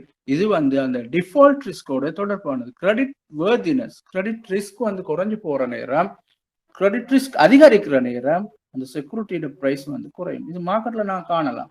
உதாரணமாக ஒரு ஏ ரேட்டட் கம்பெனி வந்து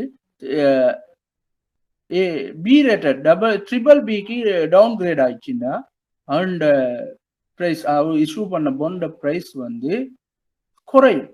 ஏண்டா இன்ட்ரெஸ்ட் ரேட் ஈல்டு வந்து கூடுறதுனால பாண்ட் பிரைஸ் வந்து குறையும். அது அந்த கிரெடிட் ரிஸ்க்ன்றது அதான் குறிப்பிடும். Liquidity risk has to do with the risk that the sale of fixed income securities must be made at the price less than fair value because of lack of liquidity for a particular issue. இது வந்து the liquidity risk எப்படின்னா, உதாரணமாக நாங்கள் invest பண்ணிக்கிறோம், எங்களுக்கு any time பெரிய ஒரு last இல்லாம அந்த இன்வெஸ்ட்மெண்ட்ல இருந்து வெளியேறதுக்கான மார்க்கெட் காணப்படும். சில நேரம் கவர்மெண்ட் செக்யூரிட்டிஸ்ல சில பொண்டுகளை பொறுத்த வரையில மார்க்கெட்ல ஈஸியா வித்துட்டு எங்களுக்கு எக்ஸிட் ஆகும். சிலது வந்து பெருசா ட்ரேட் ஆகாது, அதுக்கு டிமாண்ட் காணப்படாது, பெரிய ஒரு டிஸ்கவுண்ட்டுக்கு நாங்க விற்க வேண்டிய நிலைமை. அப்ப அந்த லிக்விடிட்டி குறைவாக மார்க்கெட்ல எங்களுக்கு ஈஸியாக வித்துக்கொள்ளக்கூடிய தன்மை குறைவாக காணப்படுற நேரம் நாங்க லிக்விடிட்டி ரிஸ்க் ஃபேஸ் பண்ண வேண்டிய, அதைத்தான் நாங்கள் லிக்விடிட்டி ரிஸ்க் சொல்லுவோம். ஒரு குறிப்பிட்ட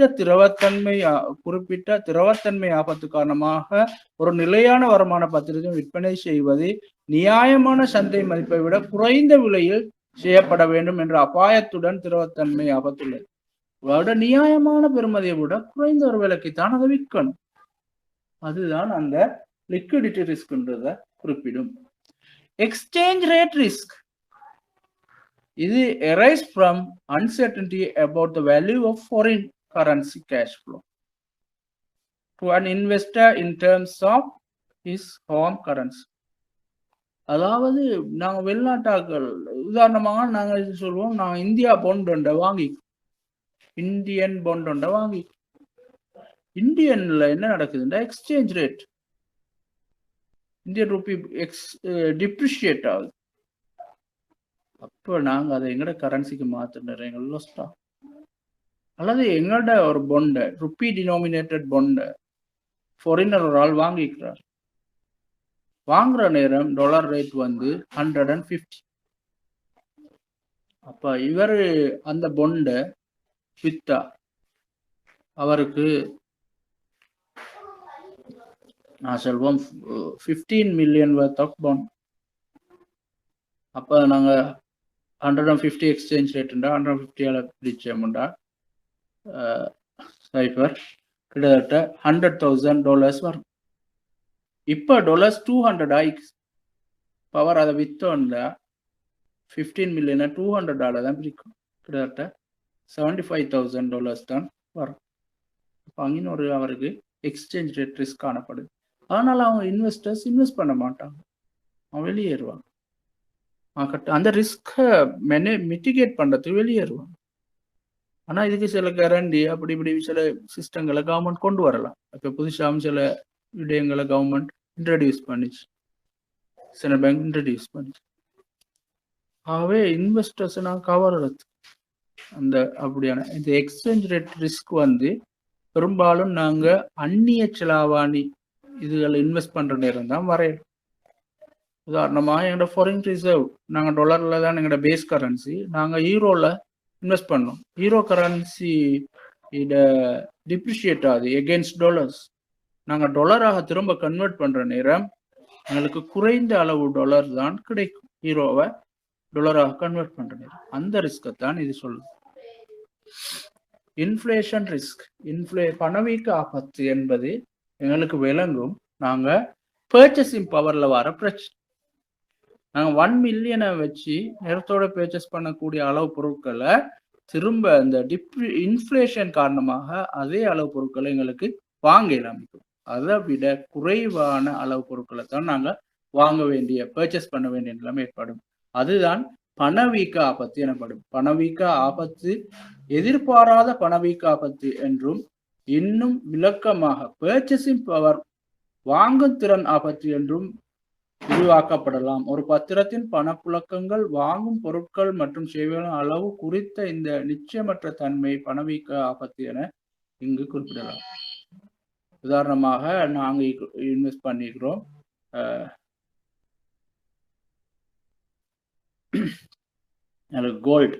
கோல்டு வேர்ல்ட் மார்க்கெட் ப்ரைஸ் அப்படியே இருக்குது, எங்களோட எக்ஸ்சேஞ்ச் ரேட்டும் அப்படியே இருக்குது. ஆனால் எங்களோட பண வீக்கம், பணத்துல பெருமதி குறைஞ்சு கொண்டு போகுது. அப்போ மார்க்கெட்ல கோல்டு ப்ரைஸ் கூடி கொண்டு போகுதுன்னு வச்சா எங்களோட மார்க்கெட்ல கூடிக்கொண்டு போகுது. நாங்கள் வாங்கக்கூடிய அந்த கோல்டு அளவு குறை. அல்லது எதுவும் தான் நாங்கள் அரிசி எடுத்துக்கொள்ள, அரிசியோ நேரத்தோட 100 ரூபாய்க்குற நேரம் நாங்கள் 100 ரூபா இன்வெஸ்ட் பண்ணி தான் 100 ரூபாய்க்கு 1 கிலோ அரிசி வாங்கிச்சு. இப்போ வந்து 100 ரூபாண்டா 1/2 கிலோ அரிசி தான் வாங்கலாம். அரிசி 200 ரூபாய்க்கான பாட்ட நேரம். அந்த பர்ச்சேசிங் பவரை தான் இந்த inflation risk. Volatility risk is present for fixed income securities that have embedded options such call option, prepayment option, put option. இப்படியான ஆப்ஷன் காணப்படுற நேரம் volatility வந்து ஒரு ரிஸ்கா காணப்படும். Change in interest rate volatility affect the value of the option. அந்த option காணப்படுற நேரம் ஒரு பாண்டோட வேல்யூல பாதிப்பு ஏற்படுத்தும். வொலட்டிலிட்டியாக மார்க்கெட் காணப்படுற நேரம் சந்தை வொலட்டைலாக ஃப்ளக்சுவேட் ஆகிக்கொண்டு காணப்படுற நேரம் அந்த ரிஸ்க் காணப்படும்.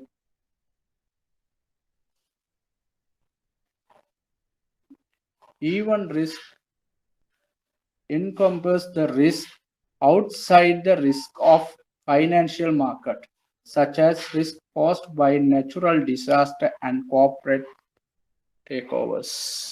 அதாவது ஈவன் ரிஸ்க்ன்றது வந்து என்னன்னா அந்த ஃபைனான்சியல் மார்க்கெட் அல்லாத காரணங்களால வருது. ஒரு டிசாஸ்டரால வரலாம். ஒரு டிசாஸ்டரால ஒரு கம்பெனியோட பொண்ட் பிரைஸ் வந்து மாறலாம், குறையலாம். ஏன்னா அது கம்பெனி நிறைய பாதிக்கப்பட்டுச்சு அந்த டிசாஸ்டரால. அதனால அதோட பிரைஸ்ல ஒரு மாற்றம் ஏற்படலாம். அல்லது ஒரு கம்பெனியை இன்னொரு கம்பெனி வாங்கிச்சு. இப்போ அந்த கம்பெனி வாங்கின பிறகு இதில் கிரெடிட் வேர்த்தினஸ்ல ஒரு சேஞ்ச் வருது. அப்பயும் இந்த பிரச்சனை வரலாம். Sovereign risk is essentially the credit risk of sovereign bond issued by a country other than the investor home country. ஒரு sovereign risk வந்து நாங்க ஒரு நாடு இன்னும் வெளிநாட்டவர்களுக்கு இஷ்யூ பண்றோம். நாங்க இப்ப டாலர் டினோமினேட்டட் பாண்டை இஷ்யூ பண்ற நேரம் வர அந்த ரிஸ்கை தான் இந்த சவரின் ரிஸ்க்ன்ற விஷயம் குறிப்பிடுது. இதோட இந்த செஷன் முடிஞ்சுது. உங்களுக்கு எதுவும் டவுட்கள் இருந்தா கேட்கலாம்.